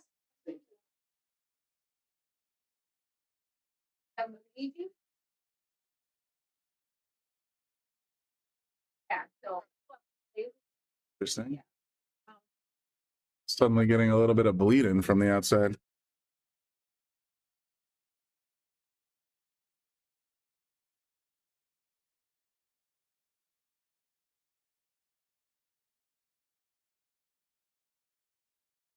All right, here we go. I hadn't had the cough button on for the last 15 minutes. I just noticed that I did have the cough mute button on. So I've been sitting here talking to myself. I hope that's not the case. Got to pay a better eye on the audio mixer if that's the case. But all right, anyway. We're back. It's up 5-3. Jim over Alan so far. Jim at the table.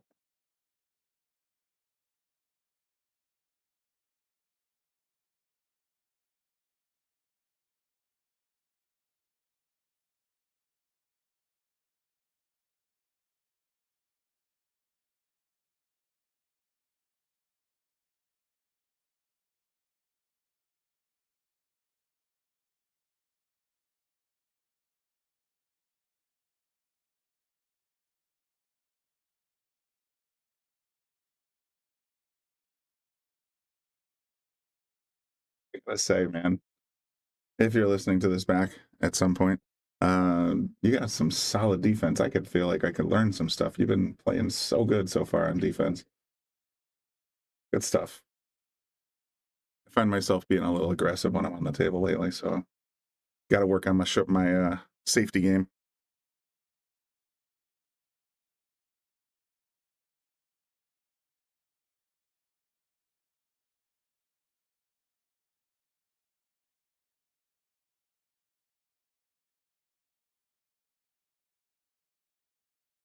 But 2 rails? Yeah, it looks like it.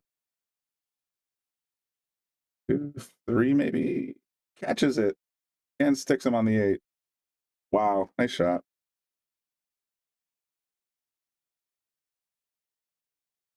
I think he can get a piece, but I don't think he's got it full enough to play the 5 in the corner right now.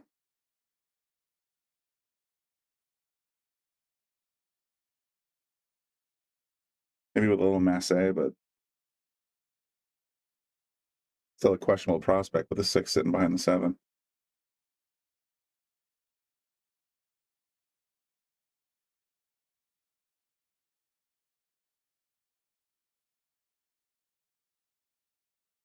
Well, good miss.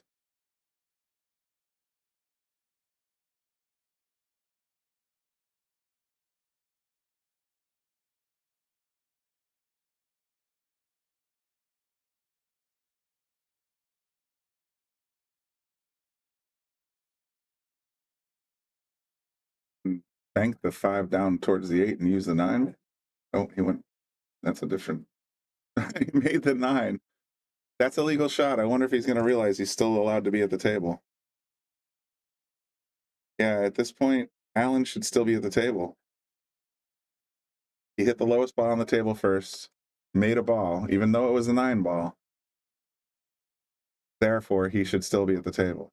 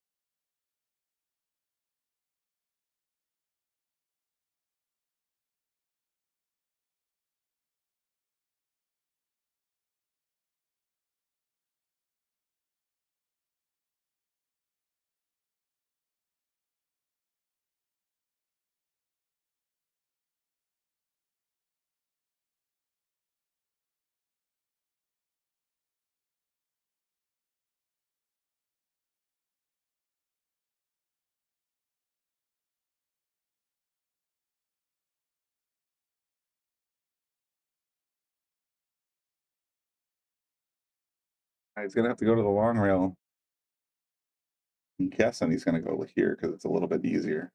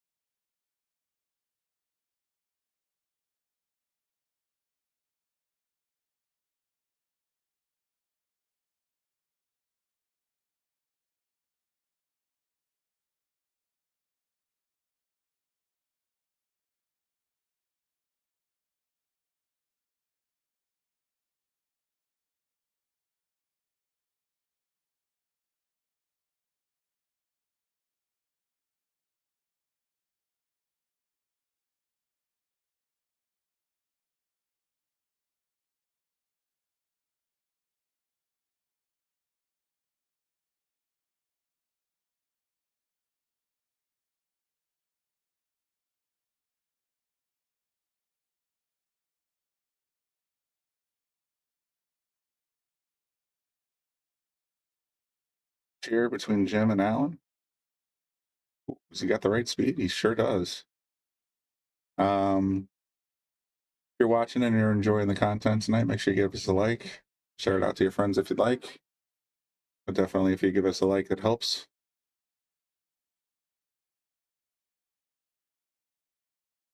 Just tap this in. You don't have to go crazy. Use the 7, but I think it's going to cost him.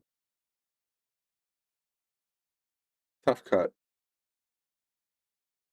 Especially to hold it up for the 8-ball in the corner.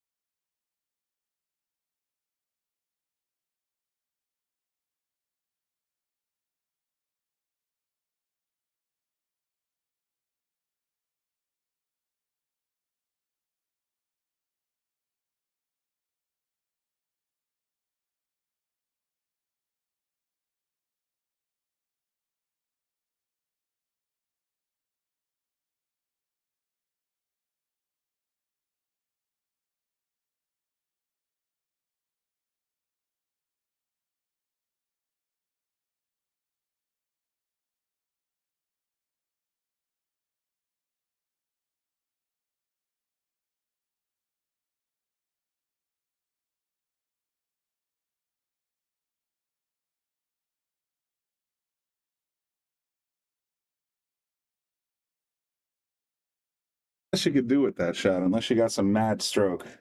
I mean, just by pocketing the 8 and coming back 6 inches, you still have a very makeable shot of the 9 in the corner. So I like that position play.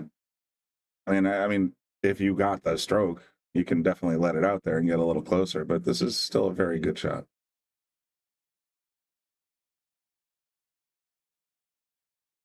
There you go. Alan gets to the 4th game.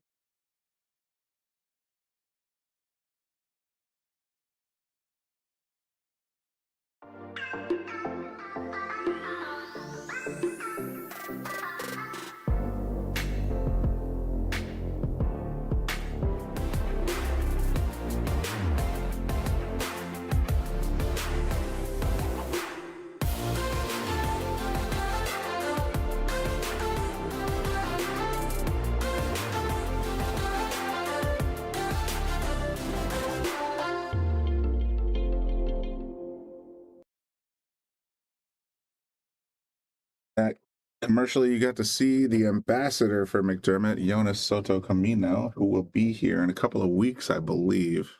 Sometime in mid-August, just before the U.S. Open, he's going to be here. And we're trying to organize sort of another members-only subscription match for Jonas, Lucas, possibly Moritz Neuhausen, and a 4th TBD. We're looking to try to put that together for our subscribers. Race to 20 or 21, something like that. similar to the Young Guns tournament that we had a couple months back, which was what was it? I think it was FSR. David Alcady versus Jonas and Moritz. So we're going to try and get that going. There's something similar going for next month's big subscribers only stream. Definitely tune in, but I'm looking forward to having Jonas here. I'm sure while he's here, he'll be playing some exhibition matches, probably against Lucas, we'll say. And you know, various other players that are still here. He's such a nice kid, and he just he loves playing pool. So tune in next month. Definitely going to have Jonas here on Team McDermott, shared by both Lucas and Jonas. Jonas, I'm not sure.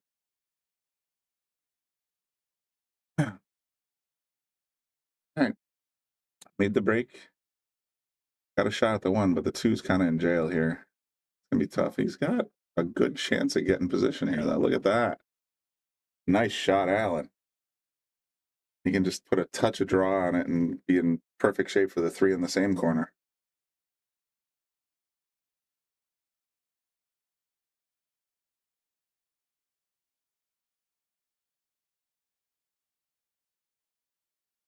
Oh, just didn't quite get as centered as he needed to be. Tough leave.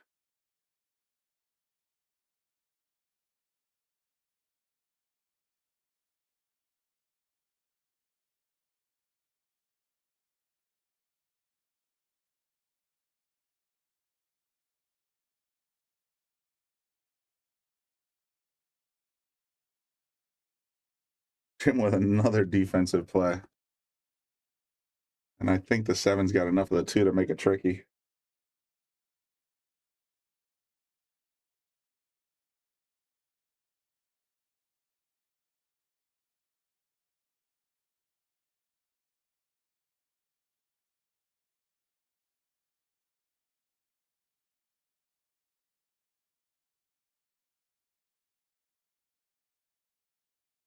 Allen's going to try and do the same thing, get it behind the 3. Looks to me like Jim's got a good chance of getting to the 2, but I don't think it goes.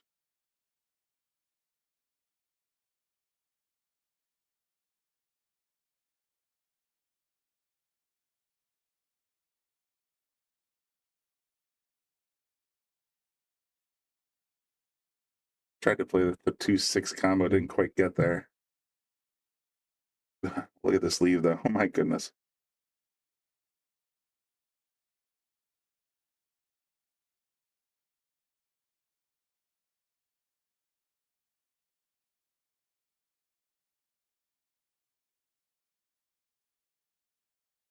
The 9 is in just the right spot to block the obvious cake.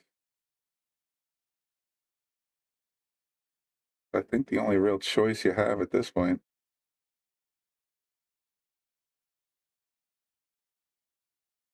Gonna have to lose a ton of right-hand English to get over there. Yeah, and he did. Used a ton of right-hand English and got over there.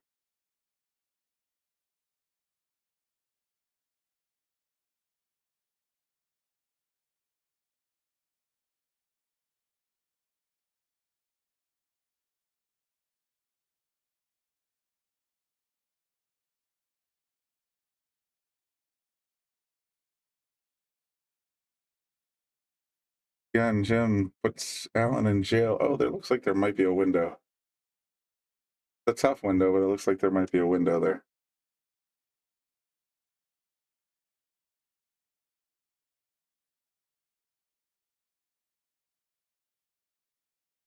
The cue ball with natural rail, if my cameras are not deceiving me, should be able to avoid the side pocket from this angle.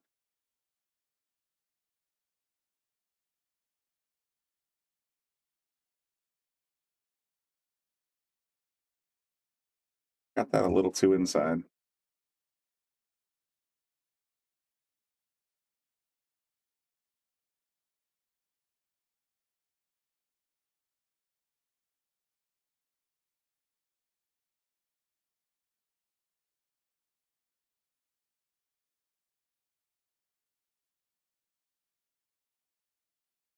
hit.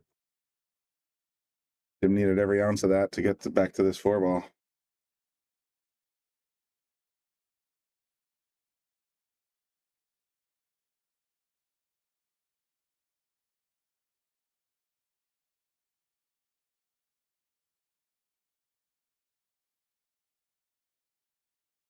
Another big hit. Wow, I'm giving the boom. Those were tough shots, and he's getting. Not only is he getting them in the center of the pocket, which is absolutely necessary, but he's getting good position. Well, okay position here, but last one was good position. But he's still at the table, and that's what counts, folks. Not sure how frozen to this rail this is, but looks pretty tight. Might be able to use some inside English or go for the bank high right. Get on the 6. But as we've seen so far, he's a pretty defensive player, so I don't think he's going to go for it here. Yep.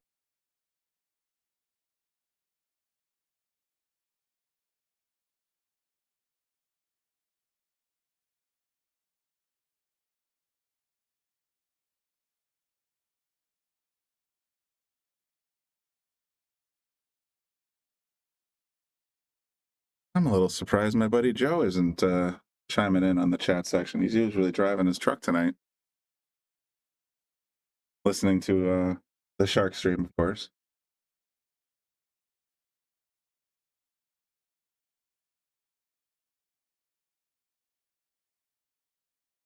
Good clean contact from Allen.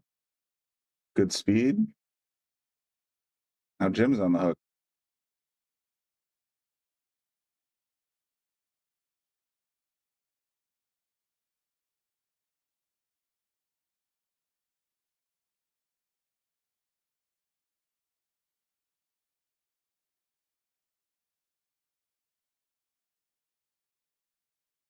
Gonna leave Allen pretty tough here.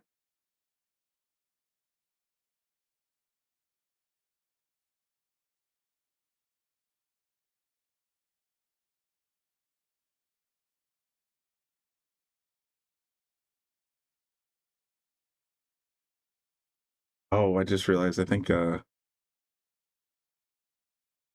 I know I talk about it too much, but for me, this is a no-brainer. I'm a left-handed player. I just carry him into the 6. But for a right-handed player, you would need to bridge and get over the top of the 7, and that would be a complete nightmare. So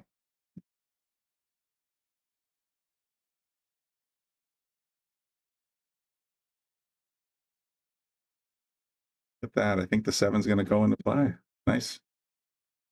Aaron Judge just hit a 470-foot home run. I didn't even think that was physically possible. That's insane.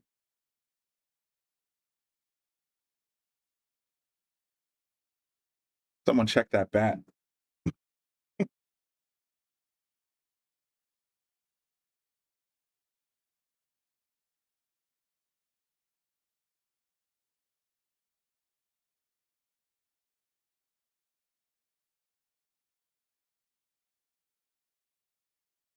Big man, yeah, there's that. I suppose there's that. Look at that.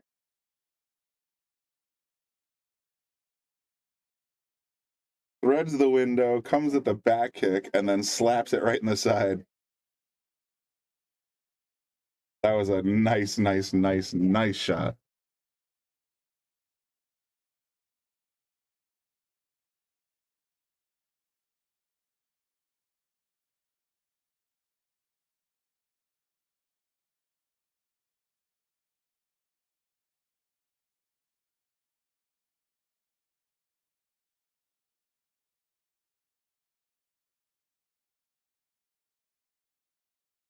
He used the 7 and the 9 to get the 6 out of there, but overran it just a touch.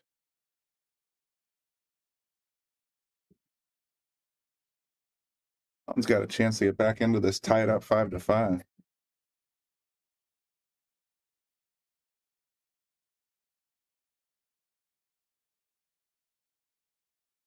Will was telling me when he was in the booth with me here on Wednesday that he's got his stream on the computer. He's got a sports, another stream on his TV, and then he's watching something else. He's got 3 options in his home.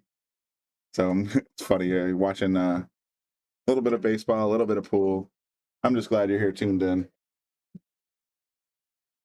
Good stuff.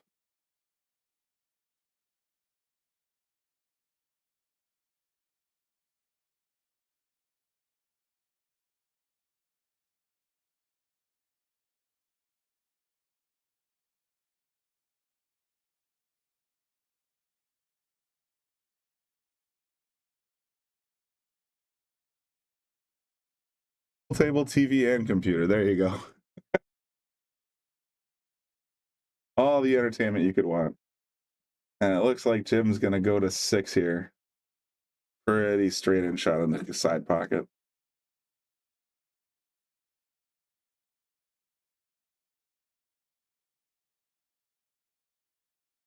Boom. There it is. All right, so Jim goes to 6. Alan gets to 4.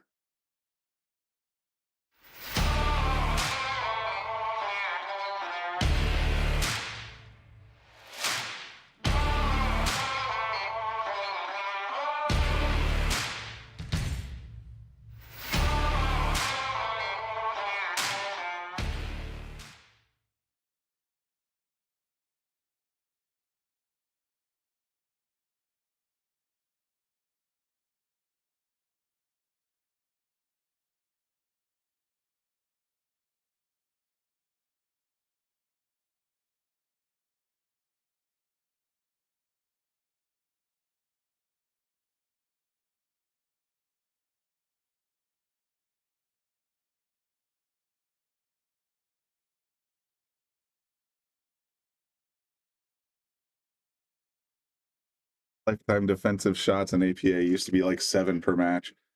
Oh, we've observed that here tonight. He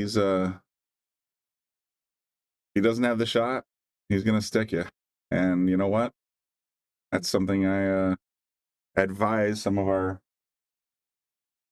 entry-level players in pool school. It's like, if you don't have an out, there's no shame in just saying, stick your opponent, improve your balls, whatever you got to do. But playing defense is a big part of this game. And definitely Jim's got it down pat, not going to lie. Dave's looking to see Allen rally. Hey, see what happens. He's got ball in hand right now.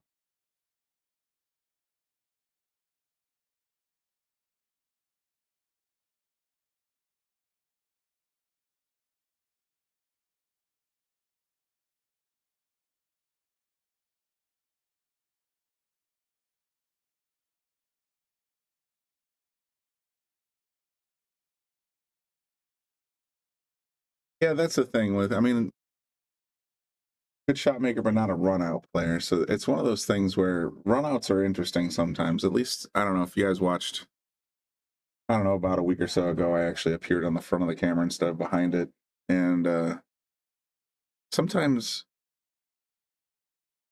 if all you have is a shot and there's nothing you can really do to affect position, then all you can do sometimes is just hang on, make the shot in front of you, and hope for the best.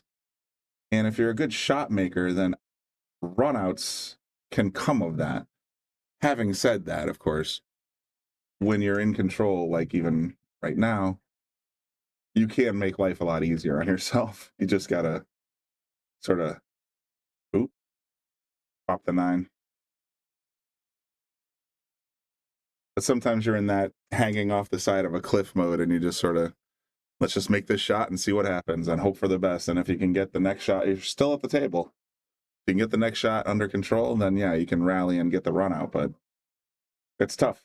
That's a big part of the game.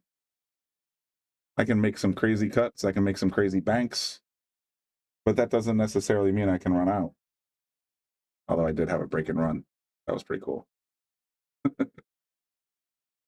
On the stream.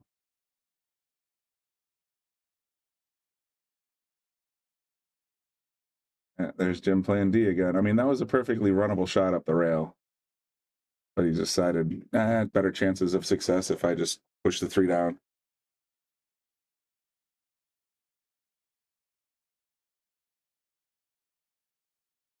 Yeah, well, I already texted Alan once about the 9-ball rule, where if you make a legal hit on the lowest ball on the table and the 9-ball sinks, but it wasn't called, the 9 is spotted, but you stay at the table. So they already messed that up. At least Alan, I think, missed it twice and gave the shot over to Jim when he shouldn't have. But my understanding of the list rules is very similar to BCA rules, whereby if you move an object ball while the cue ball's in motion, if you disturb an object ball with your cue, your hand, your clothes, whatever, while the cue's in motion, that is a scratch. It's a table foul, and the incoming player gets ball in hand. However, let's say you're leaning over the table and you're getting ready to shoot, but you haven't made contact with the cue ball, and the sleeve of your shirt rubs one of the object balls, then you can stand up, look at your opponent, and say, let's put it back where it was and continue your turn at the table. So that last one where he bumped the 9 while the cue was moving around, that should have been a table scratch.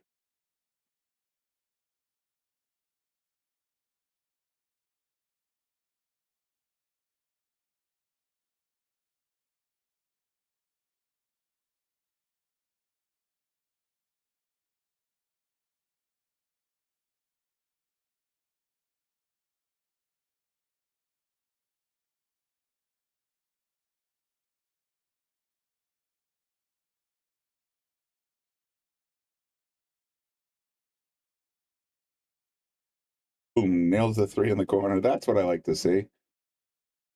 He knew the 4 was a hanger, so he didn't have to worry about position, so he just made the shot, and I'd like to see a little bit more of that, guys. Let's make some shots. Start banging balls and holes. Sorry, I'm back in Deadpool mode again. Still a great movie. If you see one movie this weekend, Deadpool versus Wolverine, unless violence is a problem, I mean, it's kind of comic book violence, so it's not like Crazy Town, but holy cow, was that a funny movie. It's one of the best comedy action movies I've ever seen. So good. Free plug from the Shark Stream for Deadpool versus Wolverine. Love me some Ryan Reynolds and Hugh Jackman, and I won't mention all the other Hollywood A-listers are in this movie, but it's an astounding amount. Long way from Deadpool 1, where they were making jokes about the fact that they could only get one X-Man to show up in the movie. Good stuff. I tell you what, it's so funny.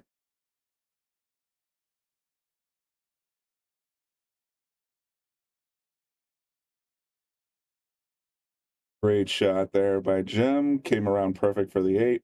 I like coming off the long rail and coming across the table here. Your optimal cue ball position is right over here. Some people like to try and hold it, but I think you bring in too many variables if you do that.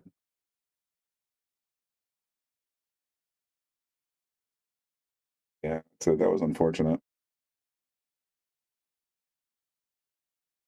A little bit stiffer and a little bit more confident would have been served him well there.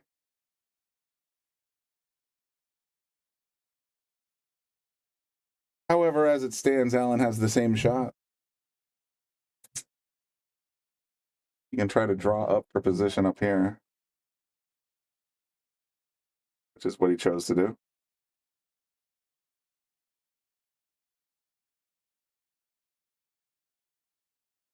He's got a little bit of a tap in for this 9 in the corner.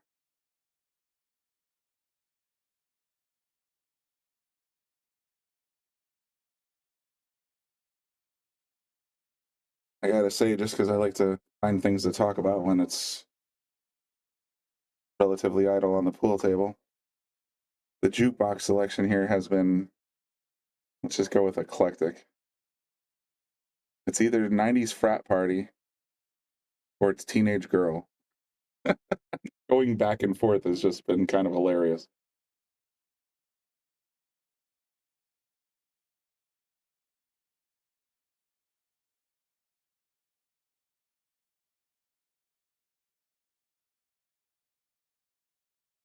Right now, whoever's on team 90s frat party, like jock jams, think of that kind of stuff, is currently winning. But I wouldn't be at all surprised if the very next song is like Taylor Swift or Katy Perry or any of those.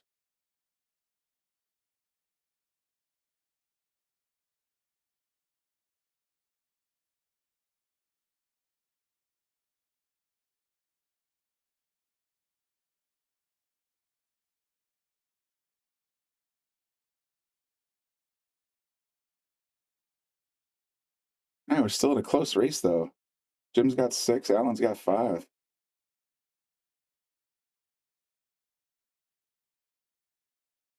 Several balls hanging in the corners or on the pockets. But that was a dry break. Little risky shot at the one. See what Jim decides to do.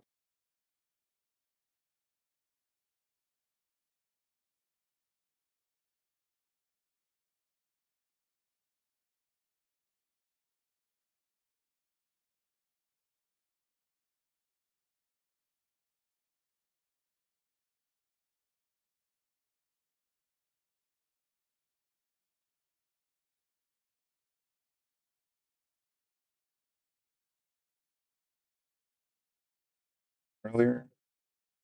Gonna look at the corner shot, realize the cue's gonna head towards the side pocket. He's gonna look at the one cut shot, realize there's a good chance that it won't go. He's gonna play defense anyway.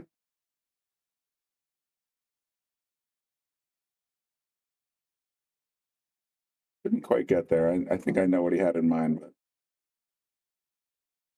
yeah, he's not thrilled. You can tell by the body English there, or body language.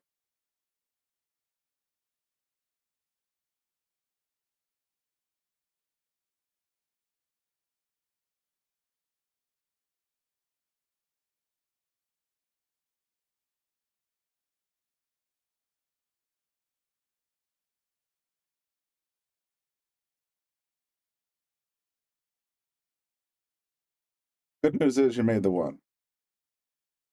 Bad news is the cue ball slid right past the 6 into the side pocket, so that'll bring Jim back to the table with ball in hand on the 2.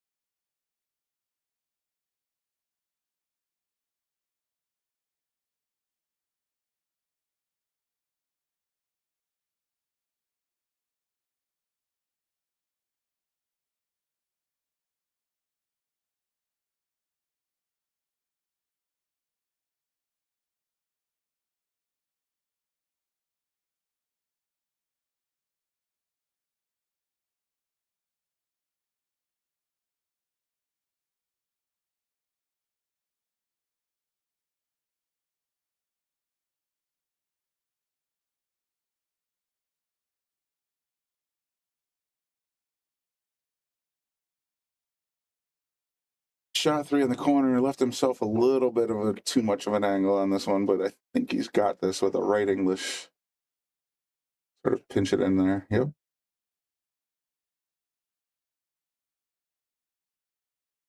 6 is a hanger after this. He's in good shape here so far. I mean, he got a little straight, but even on table 4, there's a little maneuverability.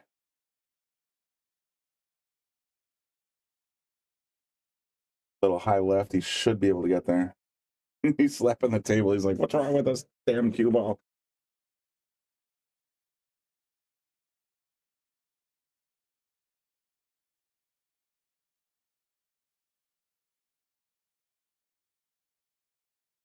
That's a pro shot right there. Rail first, plays the 5 ball in the corner and gets perfect on the 6. I wouldn't say perfect, but very good on the 6.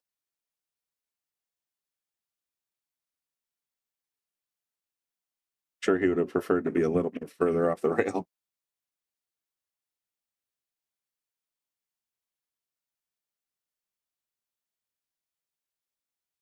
Nothing wrong with that.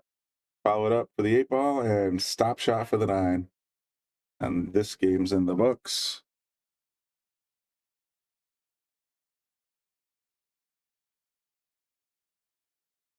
Nicely done. It'll scoot towards the 9 a touch, but it shouldn't move much.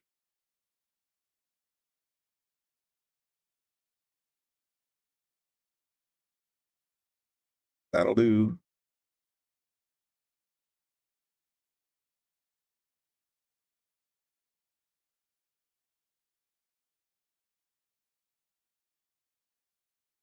And with that, ooh, slow down, ball, slow down. There you go. All right, so Jim goes up to 6, 7 rather. Did I not press the button? Oh, I got the wrong button. There we go, 7-5.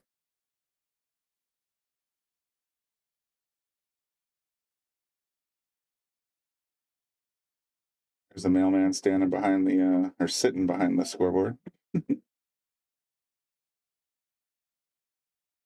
I'll be right back, folks.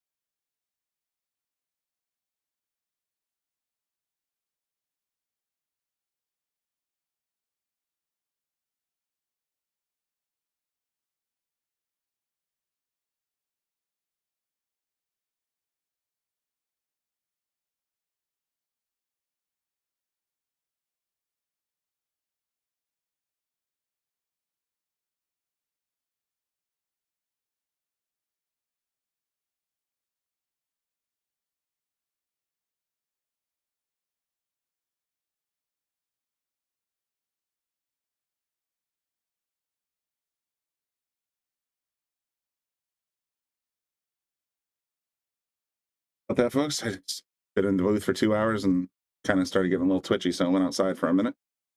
We're back. I think a rack has expired since I went outside. Got 7 to 5.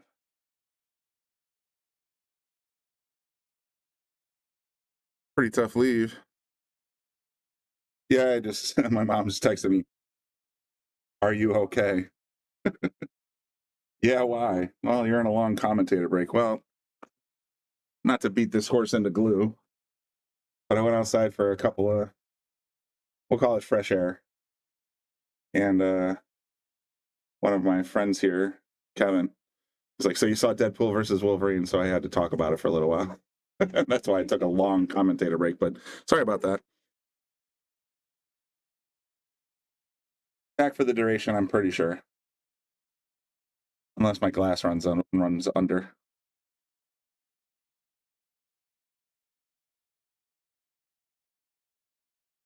Yeah, Kevin, that was that. These guys are, like I said, they're playing very strategic game of pool. May not be the most exciting pool in the world when you look back on it, but at the end of the day, both these guys want to win. And 50% of the game, if you don't feel confident in the shot, take the defense.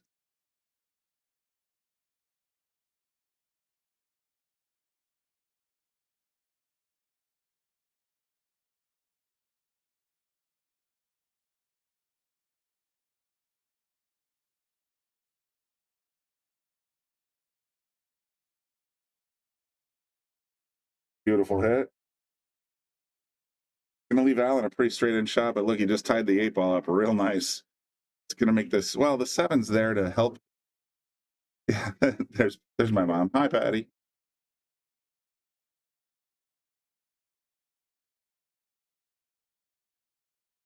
I like playing this 5 in the corner, leaving the cue right around here if you can, and then coming back this way off the 6.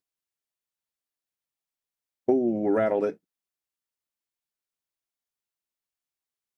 And see, that's just it. I don't know if Allen's played on table 4 and 8 a lot.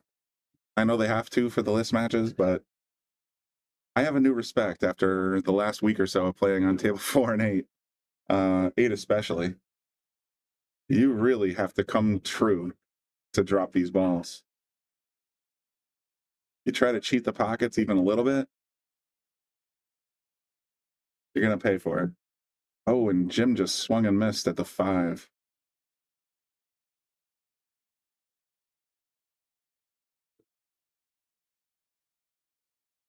This is a pretty standard run out here.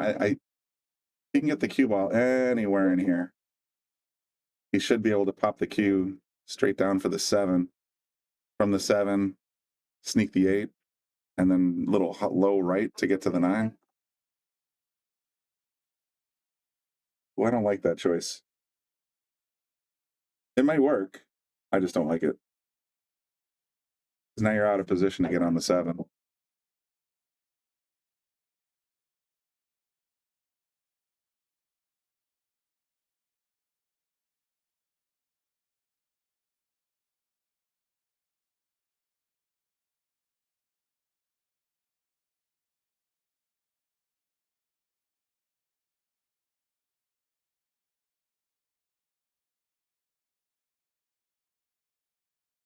Hit the replay button because I want to see that again myself.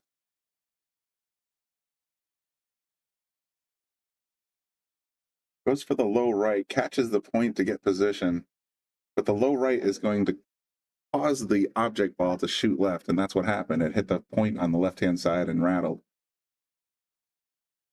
Just a strange set of circumstances there, I suppose.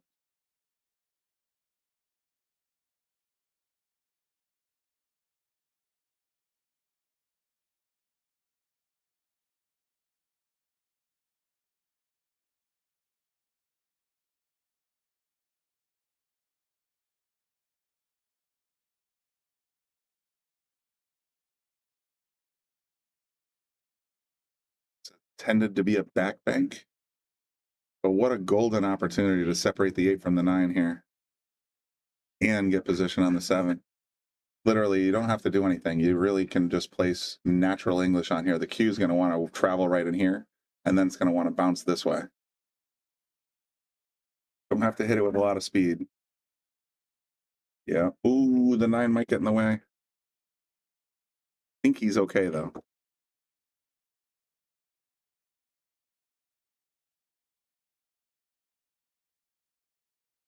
Just want to push it to the rail just slightly. I think he left himself a little tough. He wanted to get to the rail out here, I think. But he might still have this shot. This camera's a little weird. Yeah, he's good.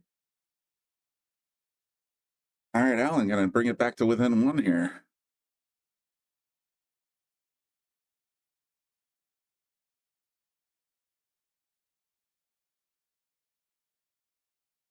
So it goes 7-6.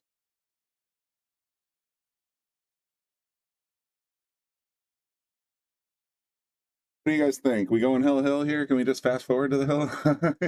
Let's throw that. I do that all the time. I'll throw the cue up the table just to have it there when I get there and then drop it right in the corner.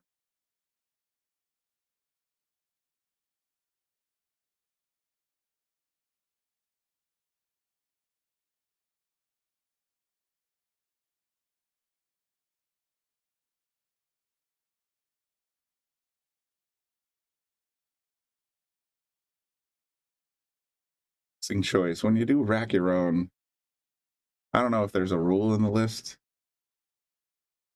When I'm racking for my opponent, I always put the 2 in the back, right where it is now.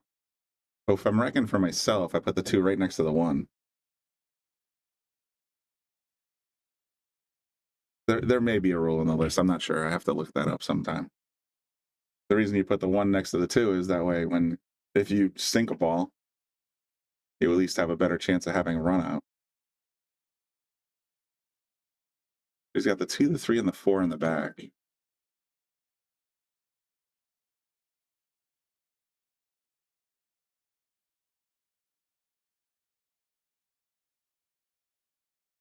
All right, so he made the what do we got here? 7? No, 8.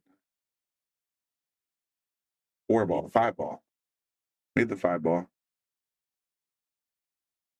3's tied up, but the 3-7 might be wired. Looks like it might be wired in the side.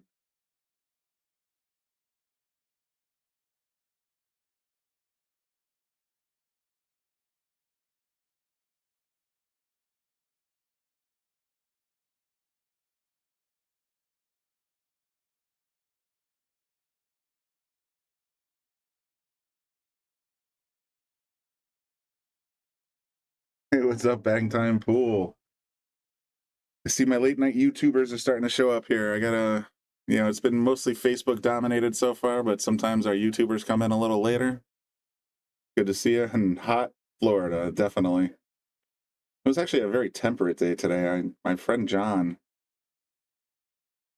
calls me at like 1 o'clock this afternoon. He's like, "Hey, you want to golf?" And I'm like, "I haven't golfed since pre-COVID." So we're talking,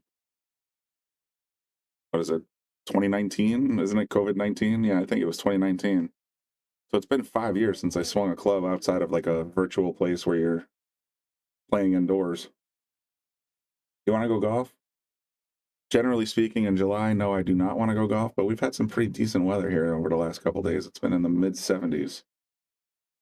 I went out and took a chance. I stunk, but it was fun to go out golfing anyway. And then we went over to world famous New Haven pizza places.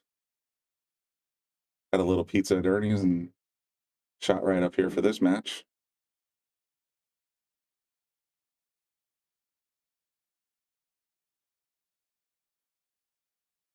So today's been a pretty good day.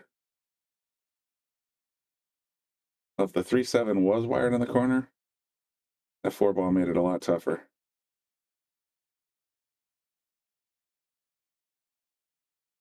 Yeah, 4 ball's right in the way. Pretty much see if he tries to make the 3-7, the 4 is going to shoot out this way.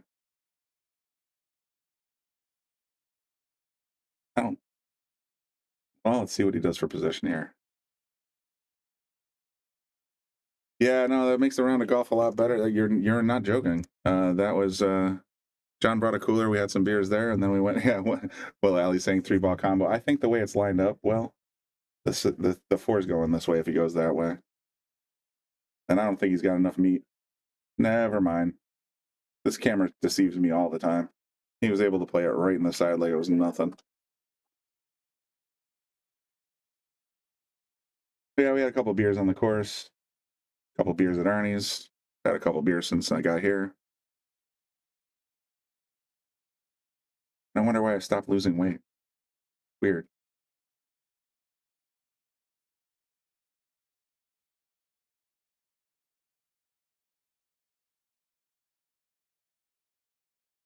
He plays, I was going to say, he plays the 4 in the corner. He can actually use the 7 as a backboard and come back to the 6. And Bang Time Pool just said the same thing. Spin back off the 7. Yeah, if you actually hit it like this, the cue can actually do this. You get the idea.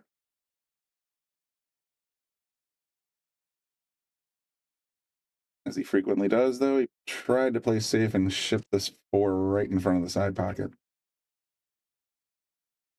At Bang Time, I can tell you play straight pool because that's kind of the mentality I've learned when I was playing straight pool. There's a lot of kicks, a lot of caroms, a lot of combos and that kind of thing, but a lot of players these days don't seem to understand the kinetics of the balls when it comes to disturbing balls that are in play.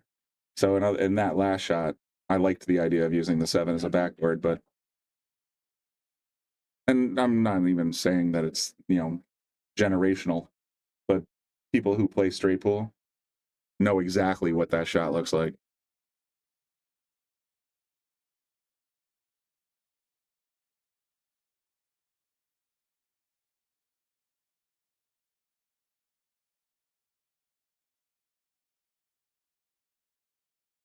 And we've gone from teenage girls versus 90s frat party to CeeLo Green singing his song. We'll go with the YouTube version, Forget You.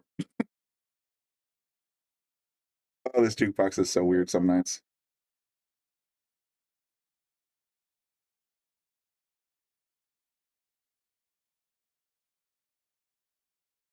Nice shot. Plops the 7 right in the corner. He's got this 8-ball. A little bit of a tap in. The cue's going to want to travel perfectly on the line that you want for the 9. So just tap the 8 in. There you go. And it looks like we're going to go 7-7. Like I said earlier tonight, can we just fast forward to Hill Hill?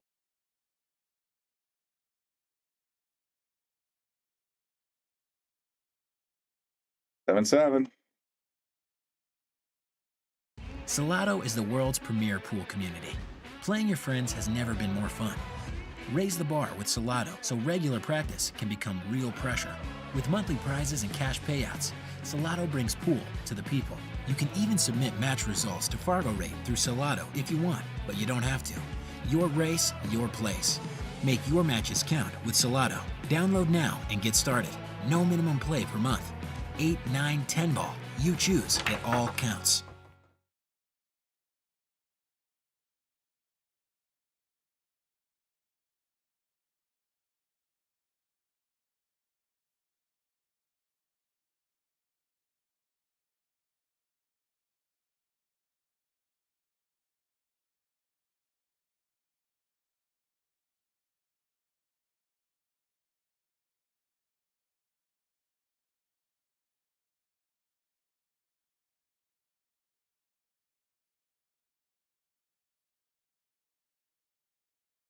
Bet.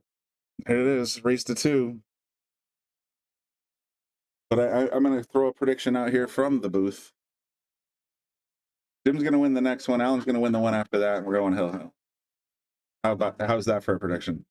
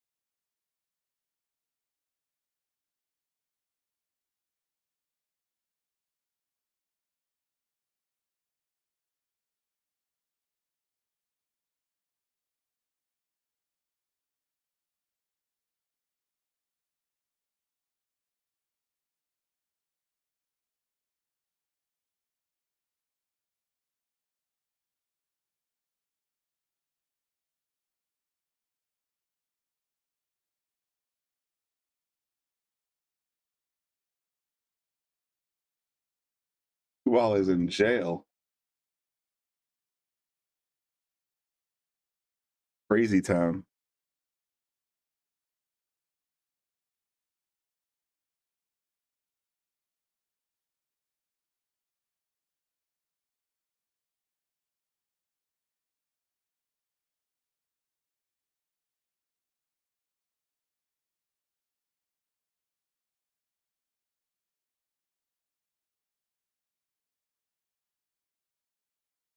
And there's really not much you can do there anyway, so I would have probably just picked it up and given him a ball in hand and said, here you go, never mind.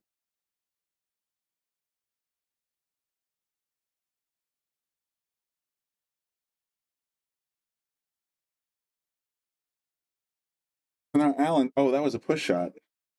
Never mind. So now Alan's got to decide whether to take it or give it back.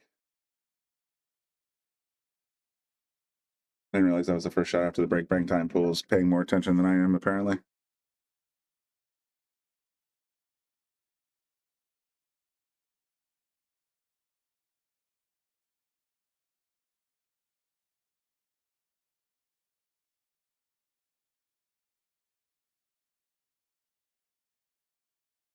That's what's up.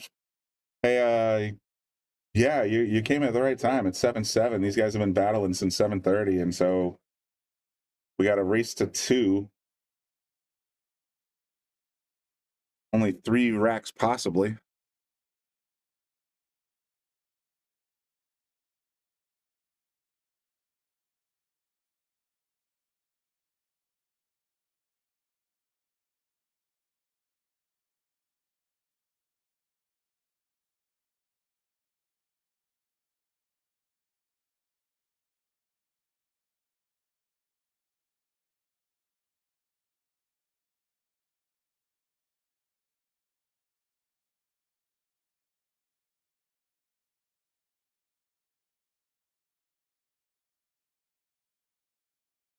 We've got a good lineup on the 2.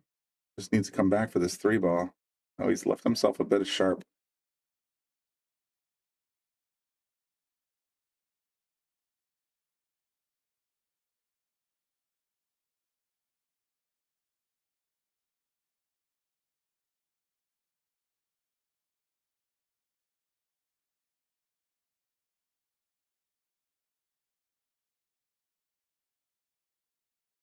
Nice little cut shot on the 3 to get to the 4. A little straight, though. Gonna have a hard time getting on the 5 from here.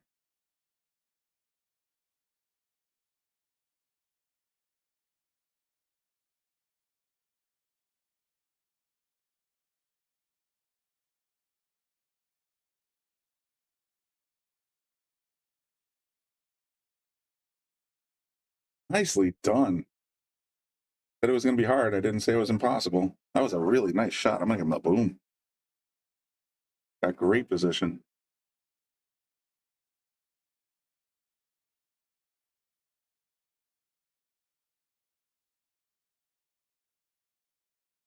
Got decent angle to get on the 7 here. I know some people would like to do low left and come back out this way.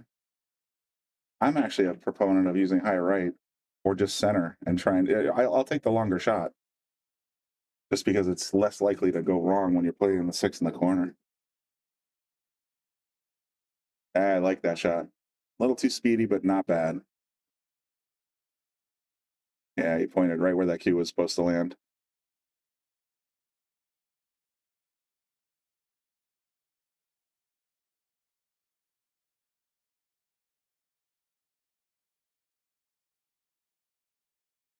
Be curious to see where he goes with this cue ball.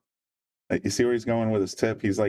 I think he's thinking that he wants to go short side. It's going to be really tough to hold that cue ball up when he's trying to make the 7 in the corner.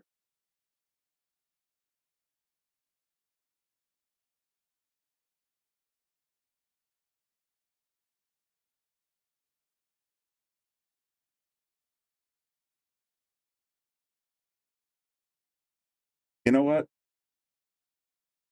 I think that goes to my earlier point. Sometimes you just got to make the ball in front of you. Things don't go according to the plan. And he ended up with really good position, even though it wasn't probably what he was trying to do, but he ended up with really good position on this 8 in the corner and just a touch of draw to get back to the 9. So I think that the shot here is literally.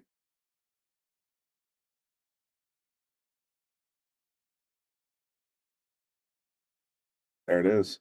Oh, no, he rattled it. Oh, bummer. He had made some great shots to get there, and that's a heartbreaker. Alan's going to have a chance here. He might prove my prediction wrong. Tricky part is now he's got to hit this 8 ball and use this rails. You know what I mean? That's kind of the path he wants to take if he can.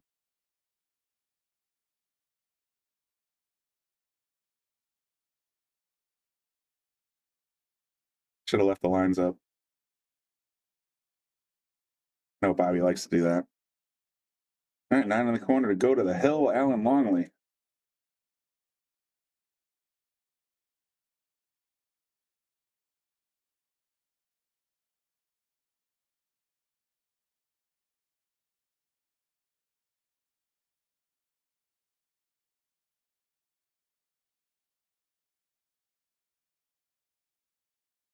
Nicely done.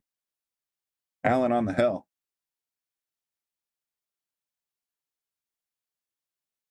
He was down pretty good earlier with them. I think I'm trying to remember what the biggest deficit. I think the biggest deficit was only 2, maybe 3. I think maybe I'm trying to remember correctly, but I think Jim had him 6-3 at one point. But Alan's stormed back. He's on the hill. He needs one more. Jim needs 2 in a row. So getting a little. It's gonna be big for Jim this rack. Now Alan's wrecking the 2 and the 3 up front, so there must not be a 2 ball in the back rule. And I like that. If you're racking your own, keep the low balls next to each other. Better chance of them staying together.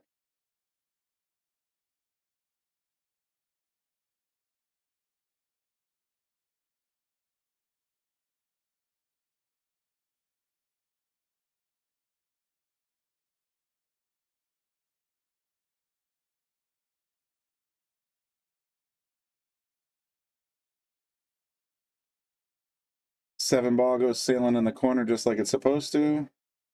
He's got a shot at the 1, but it's tough. All the way up in the corner. If he can play this one in the corner, I like his chances of getting good position on the 2. That 4 is in that precarious spot, though, where it's really tough to get position on, and it doesn't necessarily go in the side pocket. So this could be a tricky rack.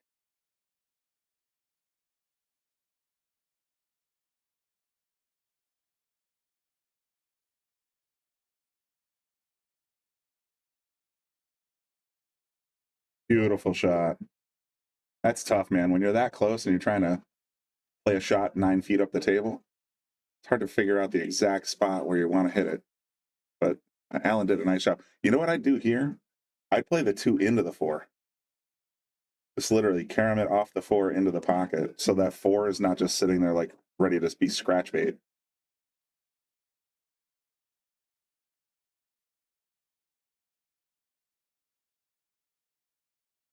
At least that way, if you shove the 4 up the rail a little bit, it's closer to the corner pocket and it's not in that scratch position. Now you have an easier chance of getting on the 3. He just hit the 1 ball. Oh no. Oh, he's going to punch himself for that one. So let's see if Jim thinks the same way.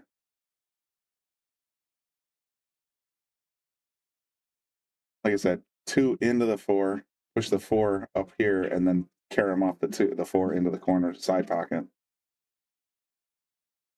Love it. Love it. Nice shot.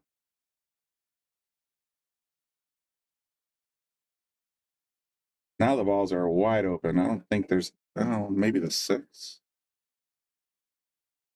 I mean, the 6 goes, it just goes this way.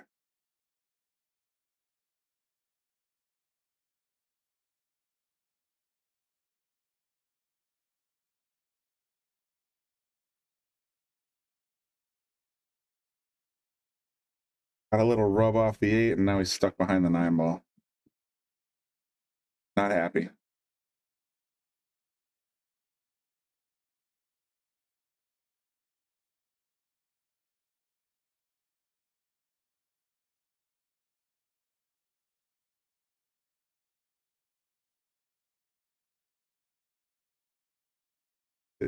He just barely catches a rail with a cue ball. Nice shot.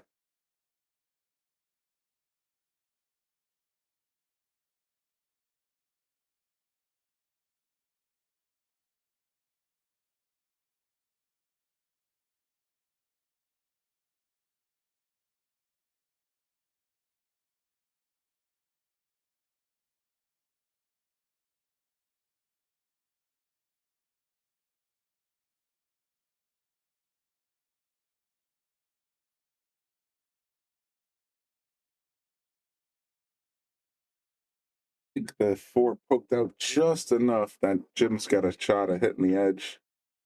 Might be able to use the 6 and the 8 as blockers.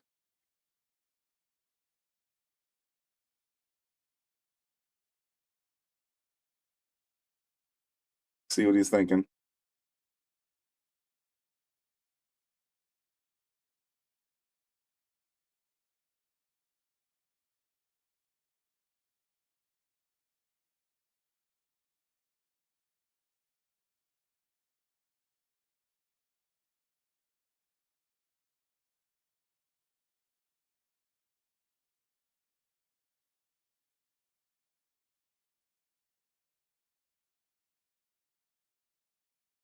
Much what he was thinking. I like the idea, just didn't get the execution that he wanted.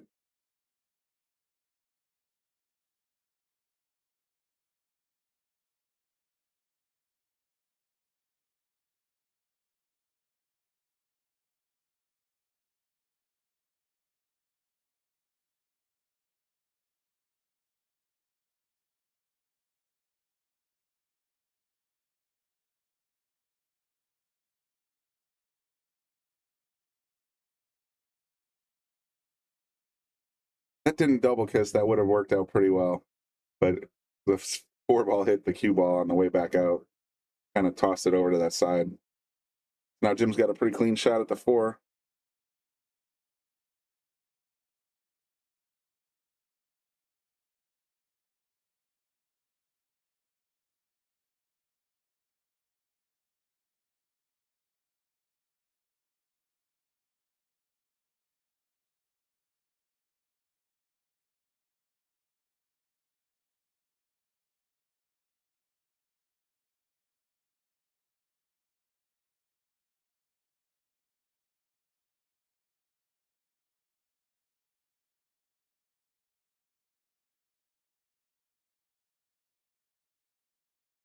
Two rails after this, a little low left. Yeah, there you go. A little speedy. It's going to bite him.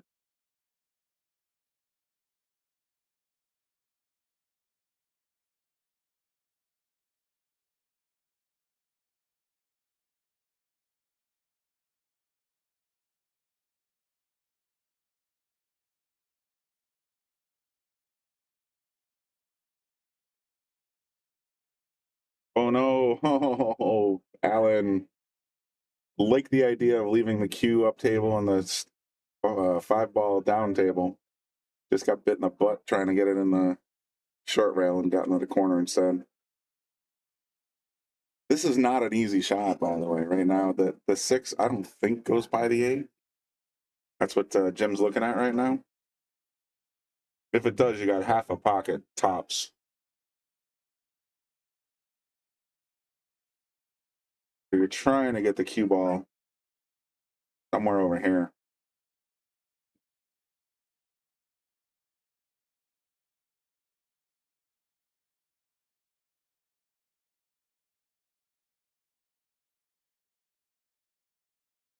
Did he get there? I think he's a little light on the steam, but not bad, not bad. Still makeable. He's not happy. He put the chalk down rather rigidly. But I think this is still makeable. And if you run into the 8, this is, again, to bang time pool, straight pool analogy, or my straight pool analogy off of 8 bang time. The cue is going to want to come this way. You could easily push that 8 into this quadrant and be fine for the next shot. Just make the 6. That's my best advice. Well, Ali says, or Ali says, bank this. I like banking it. It might be the right move, Will. I'm not denying. Oh, that was probably the least useful. Yeah, you have to draw into the 8. See, I think bang time full. I think you're right. I would have hit it with a little outside draw.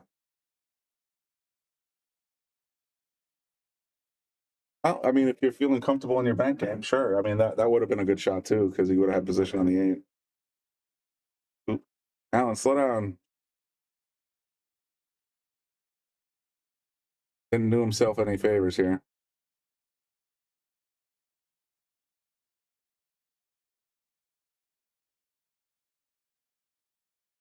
The good news is if he makes the 8, the cue is going to come out this way, and he just has to have the right speed at that point.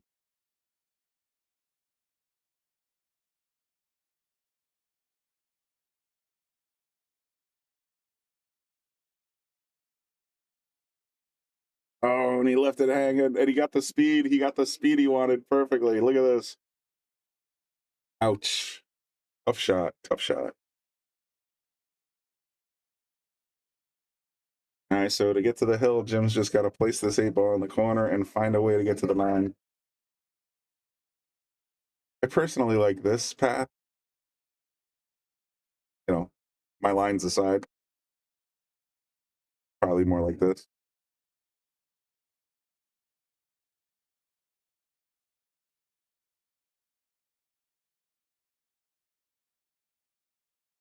Still very makeable. Nice play. And as predicted, we're probably going to have, yeah.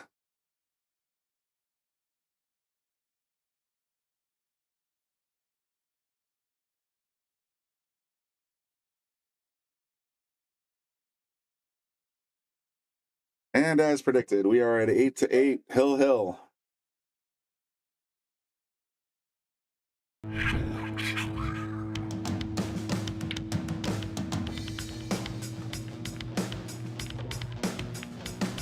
Joey hit the lights, Bobby grabbed the mic, chicken calling at you from the other side. Shock 3, going live. We're about to enter water, only shock survive. In 3, 2,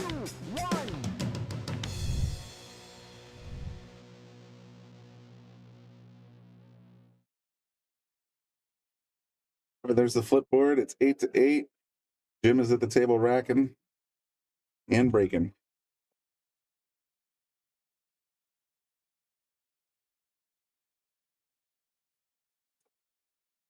Three hours race to 1. You're absolutely right.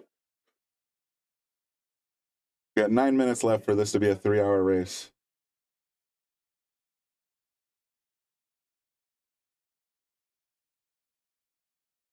Oh, big scratch.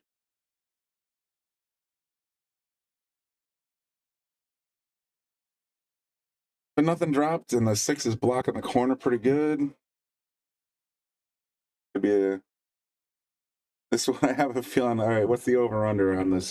How many defensive shots are we going to see in this rack alone? I'm thinking the over-under's 4.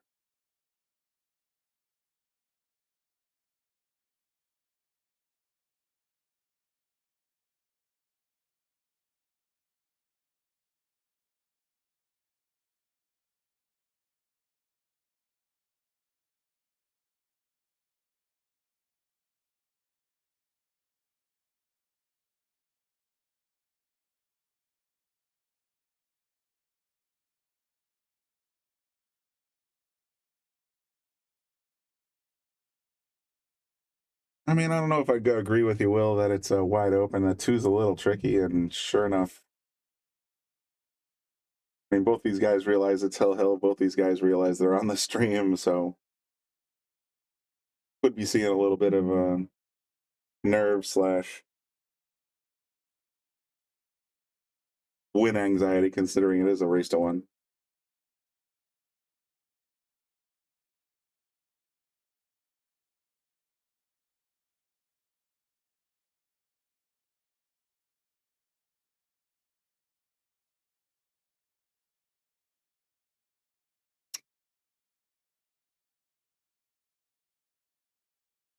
So this will be defensive shot 1 of 5. What did I say, 4? I thought maybe I'll revise that to 5. This is going to be a very defensive rack, just my prediction.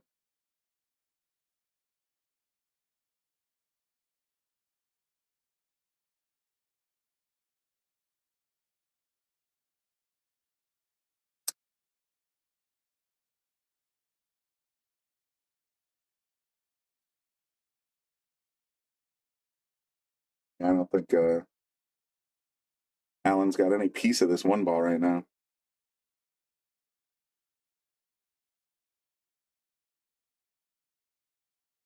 Good kick. Nails the 6. Nails the 9. Oh my goodness, that was crazy. I'm going to hit the replay. That was awesome. Look at this. What I got to do? Kick it in? Carom it in? Awesome shot.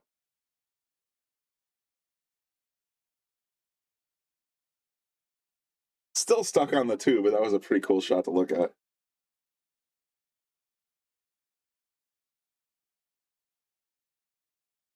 Cross the corner, nearly gets there. Not quite.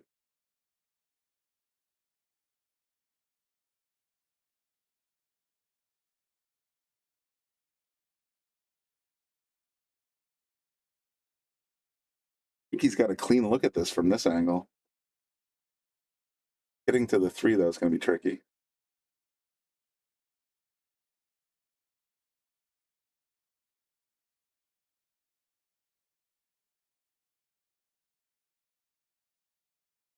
Sort of rattled a touch.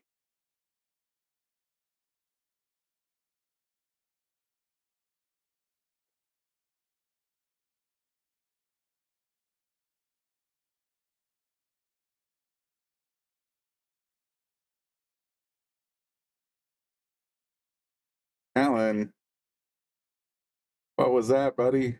Ouch. Something I would do. I'm not going to lie. I did that probably several times on the stream when I was playing last week, but just like you're looking at the 3 when you should be looking at the 2.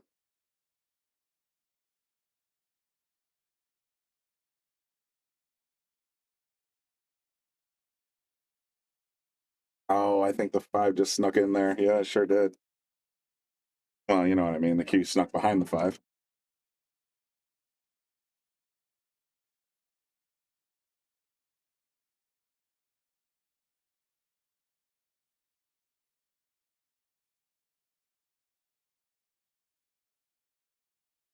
All right, ostensibly 6 balls left in this match. Who's going to be the victor? Any predictions, guys and ladies?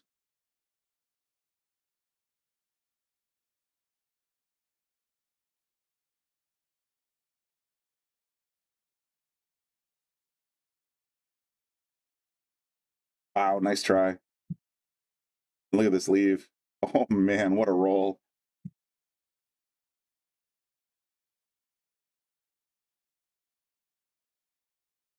Even when Jim's not playing safe, Alan's still stuck. Sometimes that's just the way the table rolls, though.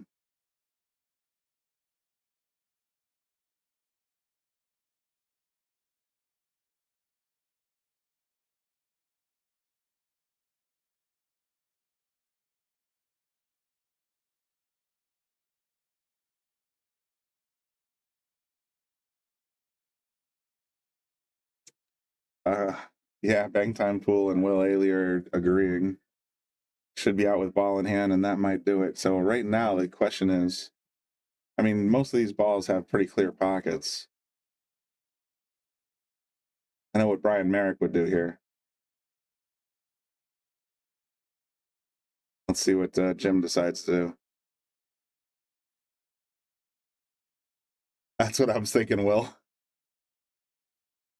There's a temptation there, but man, the 4 to the 5 to the 7 to the 8, I feel like that's pretty safe.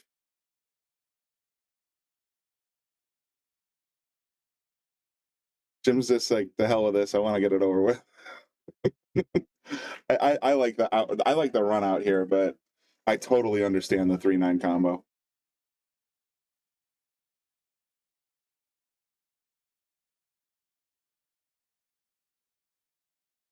Oh, as long as he doesn't follow it in?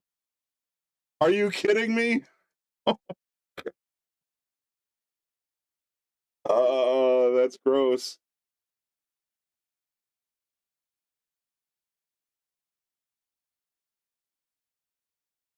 I did not see that coming. Not gonna lie. So the 9 comes back out, and Alan has ball in hand on the 3 with the same run out that Jim just had a chance of taking. I am stunned by that, by the way. Dave, Will, I'm right there with you.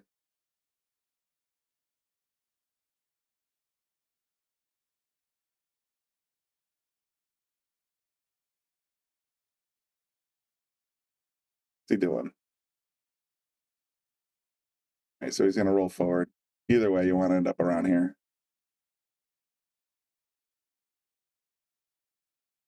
Then all you want to do is just sort of chase the cue up the rail a little bit. Then it's pretty much tic-tac-toe. Yeah, Patty, that, I mean, wow. That's the stuff of nightmare fuel. Oh, he went forward and put it in the window and got caught on the 8. I don't like that at all. I thought he would have just left it right there.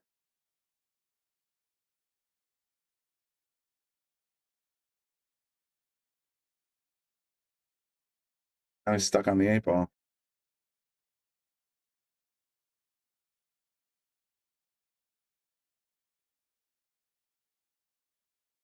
Little masse action, but is he going to get lucky? No, he's pretty, yeah. I kind of sold this one out. The 2, 5, 7 are all hanging near pockets. As long as he gets positioned from the 7 to the 8, he should be in great shape here.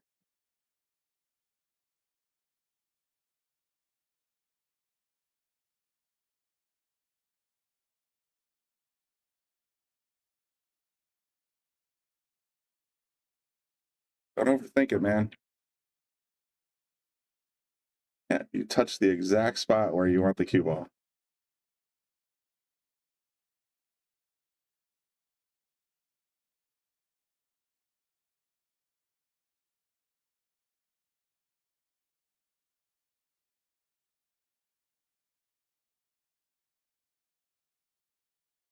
That'll work.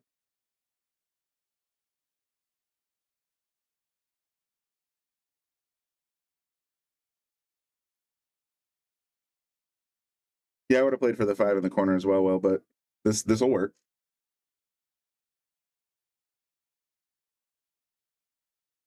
Ooh. Wow, you got a lot of sauce off of that one.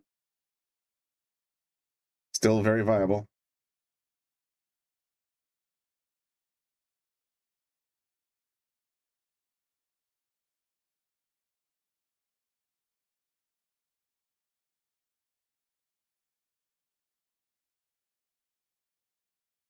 Be curious what he's thinking here. If he wants to go straight towards the rail with a little out inside, or if he wants to come around. He went around. He's got the 7, 9 in the corner for the win.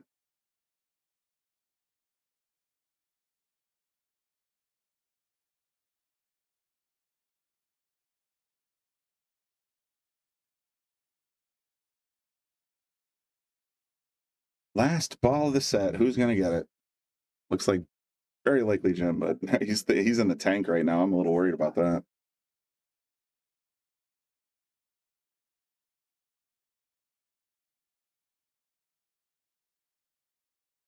Nicely done. Well, there you have it. Jim takes it down, defends his number 23 spot. There's the handshake. So thanks everybody for tuning in tonight. We may or may not be back on the air a little later tonight. Not entirely sure what's going on. So last night, I know the boys were messing around and having a good time playing throw the ball in the pocket, but you never know. It's Friday night, but I got to get up for pool school in the morning. So thanks everybody for tuning in, and we'll see you next time we see you. Good night.